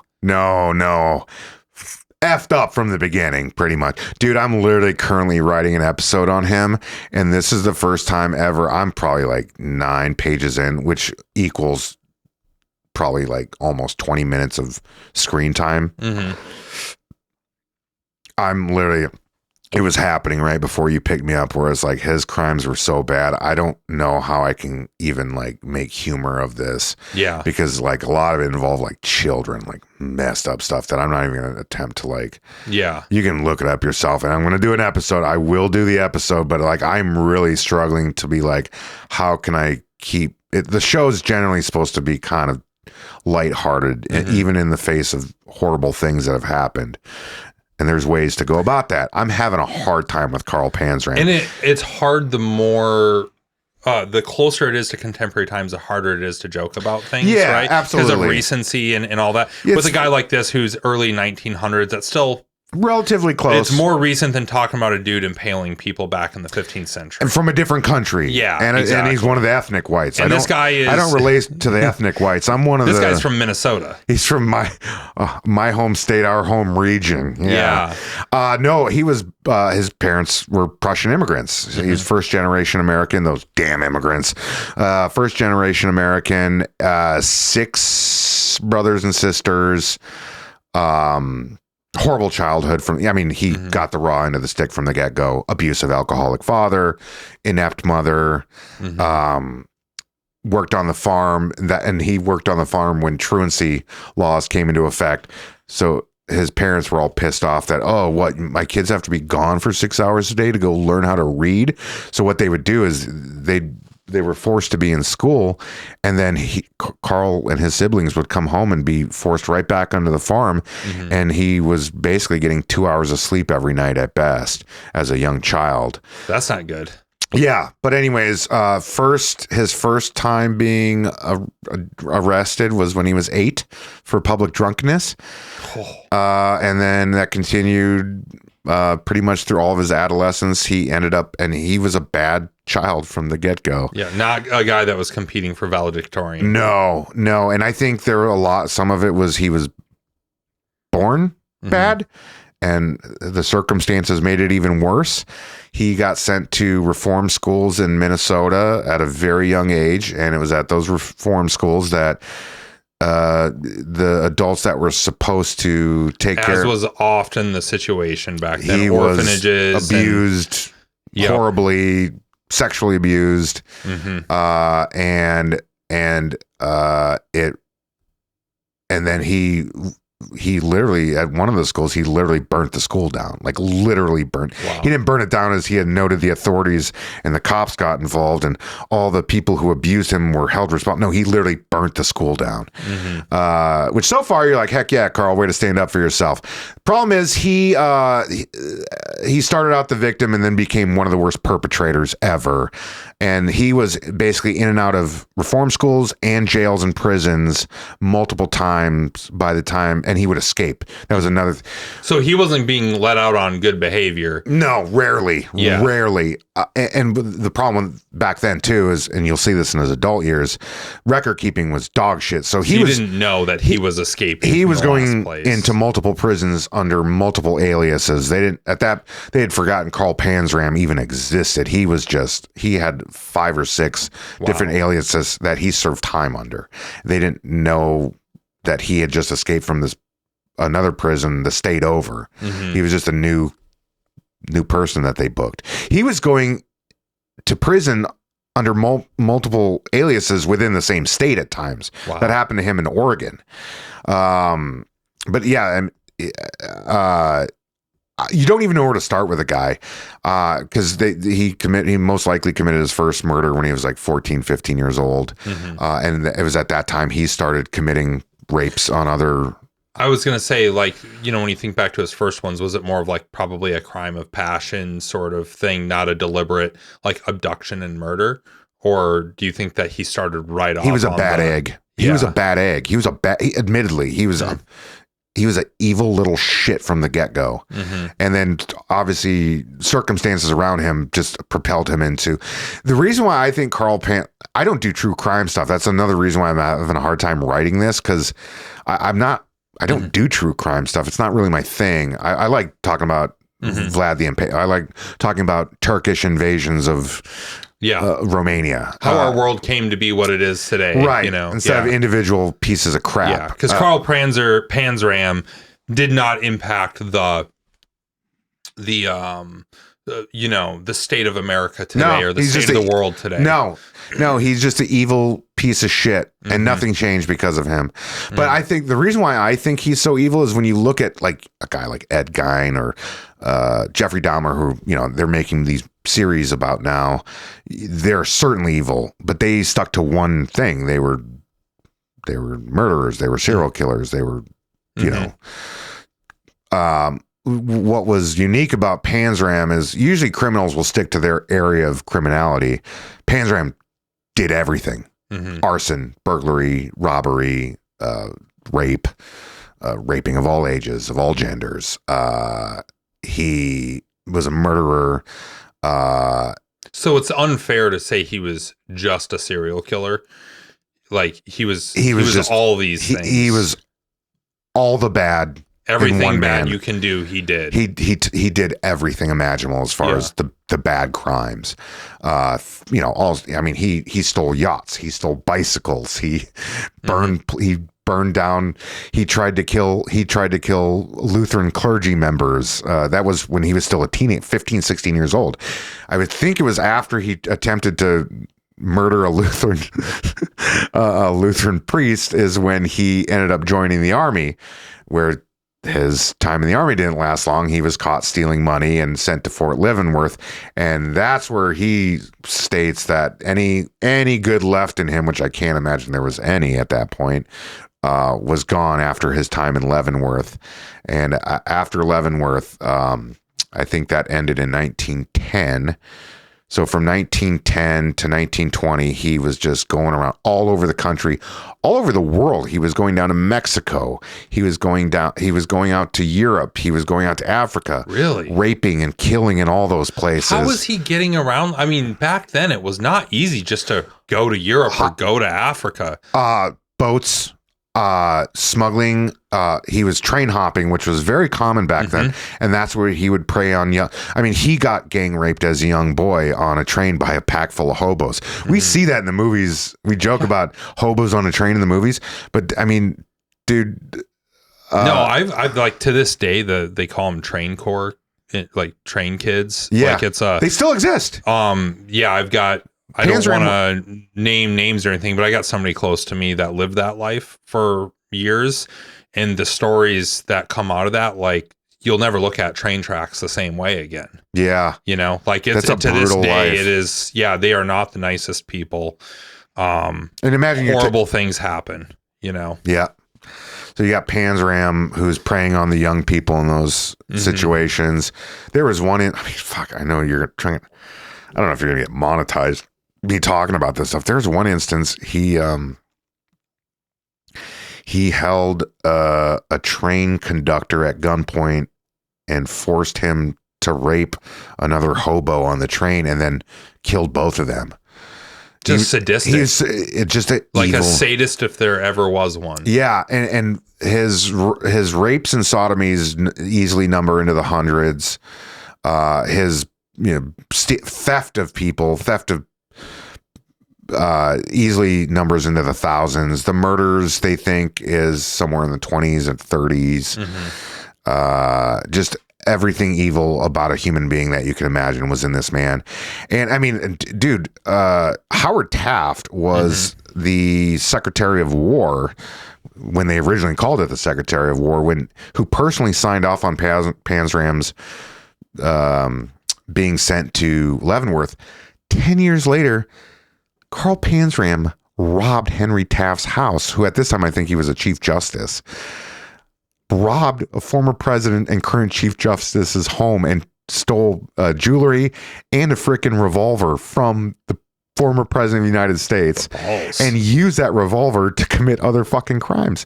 That's when he went off to Africa, where he did more of. I was going to say, you just things. think about what you could get away with in a place like Africa at that time, where already horrible things happen. Yeah. Came back to the States, and they finally caught up with him, and by the way, multiple escapes during this time. I think there's 6 confirmed escapes from. There was probably more because of all the aliases he had. He was constantly escaping from prison, and they finally got him. He was incarcerated. That's where he met up with lesser. I don't know how you would classify lesser, but he was a man of deep conviction, and he believed in all human beings, and he treated all those prisoners equally. He was a prison guard, but he treated all those prisoners equally, and even Carl Panzram, who was probably the worst of the worst. I don't think there's ever been anyone as evil as him in American history. I know you can like bring up numbers and types of crimes, but like when you look at the magnitude and the diversity of his crimes and the sadistic nature, he's arguably the most evil person in certainly American history. But you had a guy like Lesser who actually listened to him talk and showed that he cared, and Panzram warmed up to him, and he gave Panzram a paper and a pencil and encouraged Panzram to document his life. And that's where a lot of this is why we know all of these details. Yeah. He basically was journaling in prison. And yes, and some of it's been proven. Panzram would write that he did this, and they go look it up. I'm like, oh, that happened. That was Panzram. And then other things have been unverified, and that's the thing. It's like Panzram was a self-confessed compulsive liar. So we know a lot of it did happen. We also don't know if some of it happened, but we know enough of it did happen that he probably might not be lying about the things that are unverified. And then, of course, there was at one point there was a guard at the prison that was a little too aggressive with Panzram, and Panzram, like he had done time and time again, killed this guard, and that's when they finally decided to give him a death sentence. And even on his way out, he basically there were pacifist groups that didn't believe in capital punishment that were advocating for him, and he basically told them, F you, like I hate you as much as anybody else on this earth. I don't want you to save me, and I hate you for trying to save me. He hated himself, he hated the world, and he made that announcement going out. I mean, we could give you his verbatim last words. It was just it was essentially, though, like, I hate myself and I hate this entire world. Do it already. Unapologetic. How old was he when he got put to death? I think 36, 37, something like that. So he did all this in a short amount of time. Yes. I had it in my head that he was in his 50s probably when he... No. holy he was cow. in his 30s. I think might have been 39, just shy of 40. Yeah, definitely didn't make it to his 40th birthday. Wow. And where was what prison did he end up? I think it was back at Leavenworth, if I'm not mistaken. That's at least where they put him down. Yeah. His final crimes were committed out on the East Coast. Dude, he was doing stuff in every state, in every part of North America, parts of Europe and Africa. In modern day, and like if that were to happen today, there would be probably a legal battle over who got to prosecute him where and all that stuff, because everybody would want a piece of it to be able to definitely he committed enough federal crimes Well, let's be honest, I don't think a guy like Carl Panzram can do what he did then today with modern policing. You said part of the reason he was able to be as prolific as he was the lack of record keeping and talking between people. Yeah. Nowadays he would have been brought up in a database right away. They would have known exactly who they were dealing with. Yeah. Harder to escape prisons today. Yeah. You know, all these different things, you know. That's somebody he's kind of like unique to the time that he existed in. Yeah. You know. Yeah, and it was probably at the tail end of when you could have gotten away from that. So are all these writings, are they like published in a book or something, or? Yeah, they published a book about Lester, which I know they did a movie on, which I haven't seen. I think James Woods was in it, if I'm not mistaken. There's been a lot of stuff published on him. Dude, I decided to write that story. Again, I've never done true crime, and now I'm kind of regretting it, but I have to see it through. Yeah. But it's going to be specifically for Pepperbox, so at least I won't have to worry about getting demonetized on YouTube. Yeah. But this will be my first Pepperbox episode. Pepperbox is a independent content. Yeah, if you service. follow the Unsub guys, that's kind of their creation over there. But I don't even know, like, is this how I want to start off on Pepperbox? Just talking about this evil. Come out swinging. I guess, yeah. Well, those people just want World War II stuff. Yeah. Well, I have a couple of questions on this that I kind of wrote down ahead of time. You know, what do you think, as you've researched this, what do you think the sort of world that Panzram was in and the things that he was both victim to as well as what he victimized, what do you think that says about the sort of state of the 1900s penal system in America? Oh, it was more ass backwards back then. People have this nostalgic notion that back in America, we took care of the criminals right there on the spot, and punishments were a lot harsher back then. No, he got shot. Even when they knew it was him, he didn't serve nearly the sentences. The sodomy sentences that he was serving were like less than 2 years. Like, he wasn't getting sentences. Things people would be outraged about today if somebody that was charged with sodomy got 2 years. Yeah, especially on children and things like that. Yep. I don't know if I'd say we're a lot harsher on crime now than we were back then. They didn't have anything figured out back then, not just with catching the guy and identify, but just how to punish him. And then also the fact that he was able to escape from not just one, but 6 different jails, prisons. Yeah.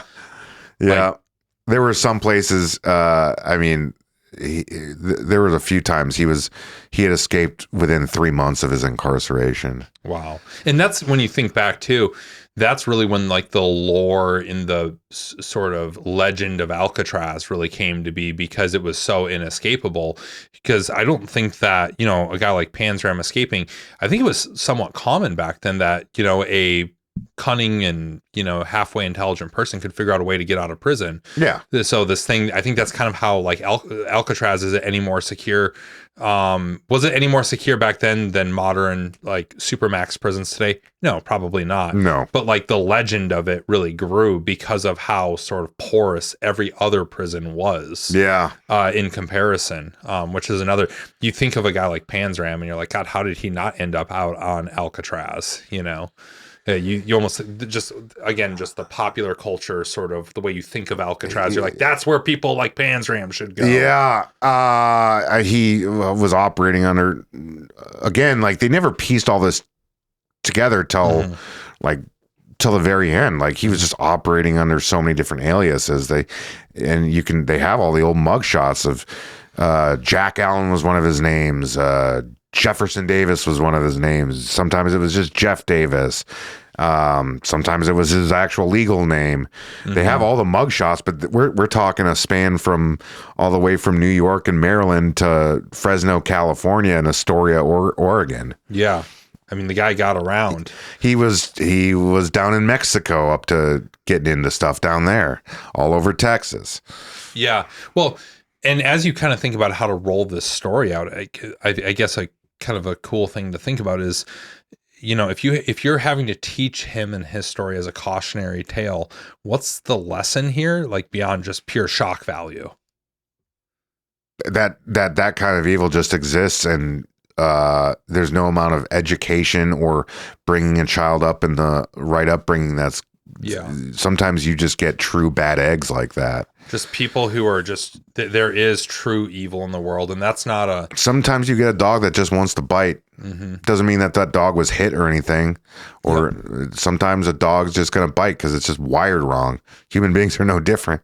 Yeah. And there's contemporary examples too. I think with modern, cell phones and videos and things that show up and stuff, I think a lot of people couldn't conceptualize the idea of real pure evil that didn't exist in something that was in a movie that they watched, but a real thing until the Daniel Pearl video got leaked online. That. I think a lot of people are like, oh shit, I didn't, you theoretically know people like this exist, but then you see it. Yeah. And it's different. Or I still remember me and Jared Taylor and Boone Cutler, who just recently passed away, and a few other guys. We were in LA to film something with BuzzFeed, and we happened to be at BuzzFeed headquarters the same day that video of ISIS burning prisoners alive in cages got released. And I remember walking to BuzzFeed headquarters, and they had all these big screens up on the TV. It looked kind of like a military talk or jock sort of thing in there, and just every big screen TV had these guys burning alive on them. And you just look at that, and you're I think for a lot of the world, you see things like that, and then you're like, oh wow, there's real evil that happens out there, and there's no rhyme or reason for it. And it exists today as much as it did in the early 1900s when Carl Panzram was wreaking havoc, and when Elizabeth Báthory was 400 years before. It just some people are just they're bad eggs. Yeah. And that's where, sometimes when I think about it, the way we approach Halloween, and it's this celebration, it should be this lighthearted thing and stuff like that. But I always do admittedly feel a little bit weird. And I think it's because of, I'm a Christian and brought up Christian upbringing, stuff like that. And then also just that awareness of that the real evil that does exist. I think I do feel a little bit weird sometimes when people glorify on Halloween serial killers and I'm not things into like that. Yeah, I'm not into the Charles Manson glorification stuff. That I don't feels weird to me. I get the ghosts and spirit, Frankenstein, all that. I get the Frankenstein. Absolutely. I get the Dracula stuff because that's it's literature. It's based on literature. Yeah, yeah. The glorification of murderers. I don't understand. It's hard for me that. to wrap my head around that one. Yeah, making Charles Manson into a pop culture figure. I don't I'm not. It's just something I don't understand it, and I don't partake in it. Yep.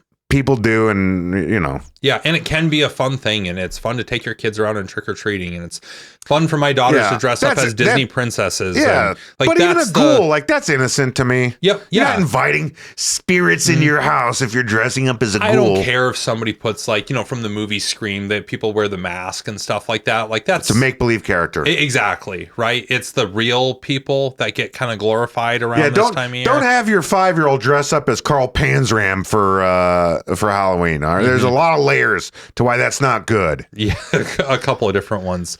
Well, I want to do, we're kind of getting towards the end here. This has been a good Halloween episode. A lot of tangents, which I love. Yeah. I mean, we've talked about social media and sports greats and all sorts of different things. And we still haven't established that I'm a subject matter expert on anything. History aficionado. And I come from an entertainment background, and I've been able to... And you're a good researcher. Yeah, that's just years of... Yeah. That's just putting your reps in over the years. Yeah, of course. I'm a good researcher, but I can't even repeat half the stuff I've researched because Yeah, once I put it down on paper and record an episode, a lot of that stuff is like, okay, on to the next one, like you were talking about earlier. Yeah, it is hard to keep up with it. But, let's just lean into the fact that you're not an expert and go, I want to do this. I don't really do segments on this show, but on this one, I thought it would be fun to do one called Wrong Answers Only. And so I'm going to go through. To give a wrong answer to what you're asking. Okay. Yeah, wrong answers only. I've got 10 questions here, and we'll keep this somewhat rapid fire. You can like a sentence or two on this. Give me definitely not the right answer to these. Okay. All right. So who really built the pyramids? The Jews. That's the wrong answer right there. You know what? Who really built the pyramids? Yeah, no, it was white cis men from Northern Europe. Yeah, definitely. Yeah. Mm-hmm. Yeah. Who also could have been Jewish, I guess. I don't think when the blue-hairs talk about their anger for white cis men, they're thinking about Jewish people. They probably hate Jews recently. Too. No, it is trendy these days. So yeah. All right, next one. What was the real cause of the Salem witch trials? Oh, well, if I'm not mistaken, there was some poisoned water that made everyone go a little loopy. Mm-hmm. Which checks out. They may think mercury actually might have had something to do with it. Oh, really? Yeah. What was inside the Trojan horse besides Greeks? Oh, I mean, if there's Greeks in there, they're definitely having an orgy. All dudes. Yeah, a lot of sweaty Greek men in there doing Greek guy things. Greek guy things. Yeah, just swarthy bodies GGT. Bouncing off of each other, in and out of each other's holes. Who wrote Shakespeare's plays? King Lear. Fair enough. Who actually shot JFK? The Jews. I was going to say, you can't say the Jews again. All right. Well, who shot JFK? Mm-hmm. It was more than likely Charles Harrelson, if you want to go down that rabbit hole. Yeah. Oh, okay. I need to look up who Charles Harrelson is. That's a great story. Okay. Yeah. What was Jack the Ripper's day job? Oh, dude, he was one of those back in the day, the big twirling muscle, the muscle guys, the bodybuilder. Whoop, yeah. But they'd wear the long spandex thing, and they'd have the little dumbbells. They weren't bodybuilders, but they were just strong men. Yeah, they were strong men. He was like a circus performer. Yeah, that makes sense. What sank the Titanic? Howard Taft's fat ass jumping into the Atlantic. He just capsized it. Yeah, he was so fat. He jumped in the Atlantic. It just ruffled all those waves. Where is Atlantis located? Below Israel. Fair enough. Yeah. Below, like, by the way, I don't know why I'm just, because this is a problem, because I make fun of Italians a lot. Mm-hmm. I have nothing against Italians at all. But once I hone in on like some sort of ethnic joke and I get a couple laughs out of it, I can't stop. I have just doubling down. Yeah. Now it's like people are going, oh, Jack's one of those anti-Semitic guys. I'm like, no, I'm not. Yeah. No, I'm not. I did one. I started off the first thing with a joke. And now I can't stop. So let's backtrack. Where is Atlantis located? Deep below the Red Sea, according to you. No, I would say that it's below Lake Mille Lacs in Minnesota. Oh yeah, that would check out. That's why the fishing's so good, man. Fishing so good, those pike. Yeah. Oh man, what's the true purpose of Stonehenge? Oh, it was an orgy center for the Greeks. Fair enough. Yeah. That's where the Trojan horse was built, probably. Yeah. Yeah. And then, and back then there was still a land bridge between modern England and mainland Europe, so they could just roll across that land bridge. Oh, yeah, that makes sense. Yeah. Last one here. What really happens at Area 51 all day? Greek orgies. Yeah. Yeah. I like this theme almost better. They're keeping what's left of the Spartans in Area 51. They're actually still around. There's a few of them. Mm-hmm. And we're, passing down the oral tradition. Yeah. Well, they're passing oral a lot. Traditions. At Area 51. Yeah. All right. So that was good. That was fun. That's the first segment I've ever done. Sometimes I forget. I want to Because we're having a good time. We're lean relaxed. back. We're Yeah. just two buddies talking. Just We're not talking. doing we're not doing this subject matter expert show. By the way, Dave, who edits these episodes, this is going to be probably his favorite one to edit, I imagine, because he knows both of us. And, yeah. Dave helps. He's very significant in helping me out with the Jacked History stuff. Yeah. Yeah. That new lighting setup looks pretty snazzy. Yeah, that was all credit to Dave on that one. Yeah. I was gonna pay somebody's, and Dave was he got offended that I didn't ask him first. Really? And my whole reasoning was, I'm like, well, I'm not paying you as much money as I could be right now, so I don't want to ask you to do something I can't compensate you well for.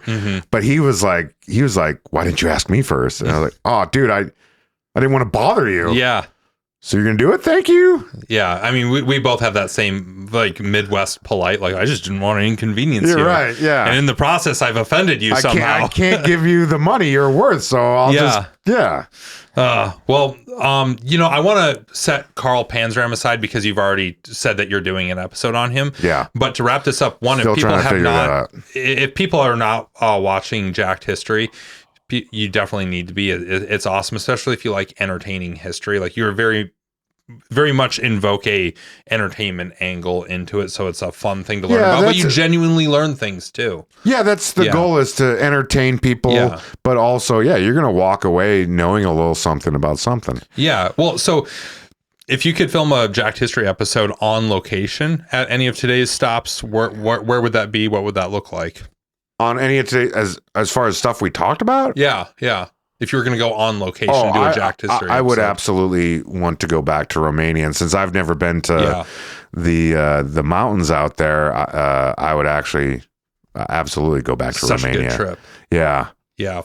I want to go to that town you were telling me about. Oh, and specifically like in June when they're doing their summer festival, I'll show you the video footage of it. It was in an old Coffee or Die episode that I cannot believe they let me, because it was a little bit more Bourdain than it was Black Rifle. Yeah. And I couldn't believe they let me get away with it. But I've got like a whole opening segment that was like during that parade that I went out, and it's wild. Like not like American parades. Dude, I love Romania. And the people there too. Like it's such a cool place. Yeah. Well, I want to go on that trip when that happens.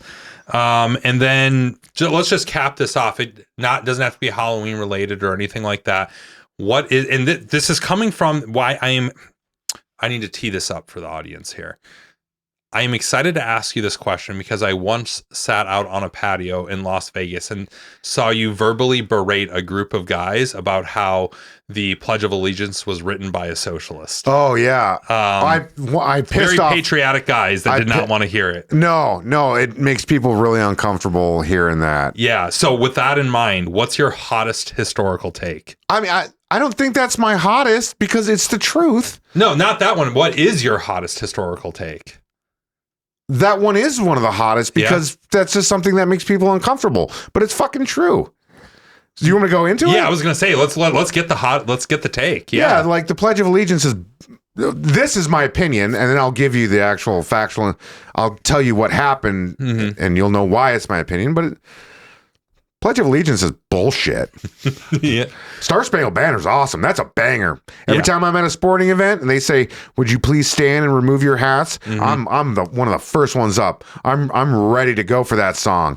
No, but like Pledge of Allegiance, it's not some sort of grand American tradition. It's pretty new and it's done under really shitty circumstances and it's just shady as fuck and it's dumb. And if we claim to be the truly free society we are, why are we doing this weird indoctrination thing where we force our kids to stand up in schoolrooms and do that? Because most countries don't do that. Other free places don't do that. There's a lot better ways to inspire patriotism and love of country in children than this weird ritual that we do that's rooted in fucking bullshit. Oh my God. I mean, I'm going to lose points by people that are already suspect of what I'm saying.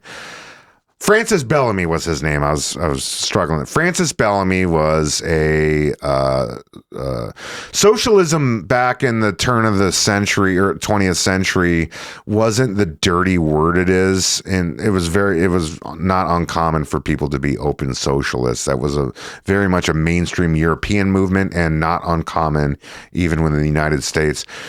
Francis Bellamy was a Christian socialist. They had a lot of numbers back then. He was a big believer in Jesus and in socialist principles as it pertained to specifically religion.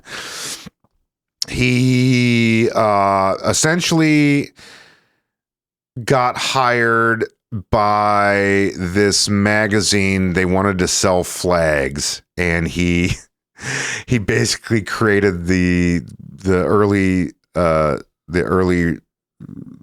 renditions of. There was an original Pledge of Allegiance written around the Civil War time frame. He just added his own like Christian socialist principles to that, and he added a lot of what we know today as the current Pledge of Allegiance. But it was just created to put in the back of this magazine to sell flags and indoctrinate children into socialist principles. So the Pledge of Allegiance that kids across the country say every morning with hand over their heart was marketing copy. Yes, but this gets better. They did start saying it in schools very early on in the 20th century, and it went strong into the 1930s and even into the 40s. And it was commonly known as the Bellamy Salute, named after the guy who wrote the verbiage for it. Mm-hmm. And this is what the Bellamy Salute looked like. I pledge allegiance to the flag of the United States of America, right? Yeah. You can see why in the 1940s they decided that, hey, maybe we should switch it up a bit. Let's just put a hand on the heart. Yeah. Yeah. So, and then it came even into more mainstream popularity during the McCarthy era. Mm-hmm. And that was to really hammer home, what makes a good little American boy and a good little American girl. They're going to stand up there and recite this. Ironically, I was going to say very ironically in the case of McCarthy and McCarthyism being staunchly anti-communist, anti-socialist, which are two different things, but yeah. Well, and especially back then they were rounded up together. They still are rounded up together. You know how many times I've heard people look at this liberal communist over here? I'm like, those are two completely opposite things. You can't be both of those at the same time. That's impossible. You cannot be a liberal and a communist at the same time. Literally opposite ends of the spectrum. Mm-hmm. We bunch these things together. If we don't understand something, we just use it as a pejorative. And because of McCarthyism, we don't learn a lot about socialism and communism in school outside of just like Soviet Union, Cold War. But we're not really learning about the systems of communism or socialism. And by learning about it doesn't mean you're advocating for it, and it doesn't mean that you're endorsing it, but it is a huge part of the world. You can read the Quran without being a Muslim. You can read Mein Kampf without being a Nazi. You can read I read the Communist Manifesto because of my Russian history courses I was taking. I didn't become a communist. I'm still very much not a communist. I was going to say, it's like there's if you want to understand Russians, then you have to read like Marx and Lenin. You want to understand a good chunk of the world. Yeah, exactly. Like it's like if you want to understand 19th century European industrial freaking revolutions, you should probably read the Communist Manifesto. Yeah, I mean, there's a lot of like you don't know what you don't know, and so you have to like expose yourself to these ideas that might be very offensive to you, but they're part of the world history. Exactly, and coincidentally, that is not even like a partisan take today, because both sides are guilty of trying to suppress what they consider dangerous ideas from the other side. Both sides are guilty of book banning and things like that. Yeah, like it's actually really interesting times that we live in right now with on that front. I think we've always lived in those times. Yeah, that's true. The more things change, the more they stay the same, and I believe that's very true. There's very few things happening right now that are technologically. You can point towards a few things. Politically, we're pretty much in the same game we were in all sorts of other periods just of American history alone. Yeah. It's just the verbiage is different, and there's other, associated things that make it appear different, but it's the same, albeit. We've got modern witch trials. We have modern witch trials. Dude, yeah, and I know you rounded up perfectly, but like the Pledge of Allegiance is, to me, a really useless exercise that we can do away with, and American patriotism and health will be just fine without it. But it's just like, the hypocrisy of someone who is going around pointing at fingers at people, calling them socialists as some sort of gotcha, and you're a bad person and a bad American because you're a socialist. But here you are advocating that children must learn this socialist pledge. Like, fuck off. It's dumb. It's stupid. Now, the Star Spangled Banner, that's a banger that'll never go away. Still get chills. Still get chills when I hear that. We were at the Vikings game the other day, and I got they had the red fireworks go off as the red rockets red flare. Like, I was just like, oh man, it got me. You watched that Whitney Houston Super Bowl Star Spangled Banner performance the same way you go back and look at old classic speeches. You know, you got to just remind yourself about how badass she's the it standard is. people. That's why every time, at these sporting events, people get so upset when some musical artist tries to do it like a different take on the Star Spangled Banner, and it always falls flat because people want the traditional, just belted out, like she set a standard for that number that I don't think any musician will ever be able to replicate. Exactly. Credit to the young lady that did sing the anthem at the Vikings Eagles Did a great game that job. we were at. Fantastic. Nobody will ever be Whitney. We were up there in kind of the nosebleeds, but like the people around us, I could hear like, oh, that was really good. It was really good. Yeah. Like you could hear people kind of like muttering that. A lot of people get very spicy about judging national anthems, and rightfully so. I think don't fuck with the tune of, like, just do it the way it's supposed to be done. That song, every other song, do it different. I love a good acapella. When they got the acapella groups out there doing, I love a good acapella anthem. Yeah. But all that being said, man, thanks for coming on. We dove, like, again, just like with your videos, I learned a few different things today. This was fun to go down the rabbit hole on, and I'm pretty confident this will be, we were talking before, the last couple of, if people are listening to every episode, the last two dealt with, conflict reporting in horrible parts of the world, and humanitarian work in war-torn countries in Africa, and child soldiers and all these other things. Like, I was looking forward to this one as, like, if somebody is listening episodically, this one was a little bit of a Carl Panzram aside. Dude, I'm telling you, I'm struggling with that one, bro. I'm like, I gotta make it, but like, there is nothing good. Yeah. There's nothing comical by the time that guy turns 20. Yeah. It just gets real serious. It just gets real bad. Yeah. All right. Well, until next time, Jack. Dude, thanks for having me on, bro. Yeah. Happy Halloween to everybody. Happy Halloween. Yeah. Let's go trick-or-treating. That's in this neighborhood? Hell yeah, man. Right now. Let's go. Okay. All right.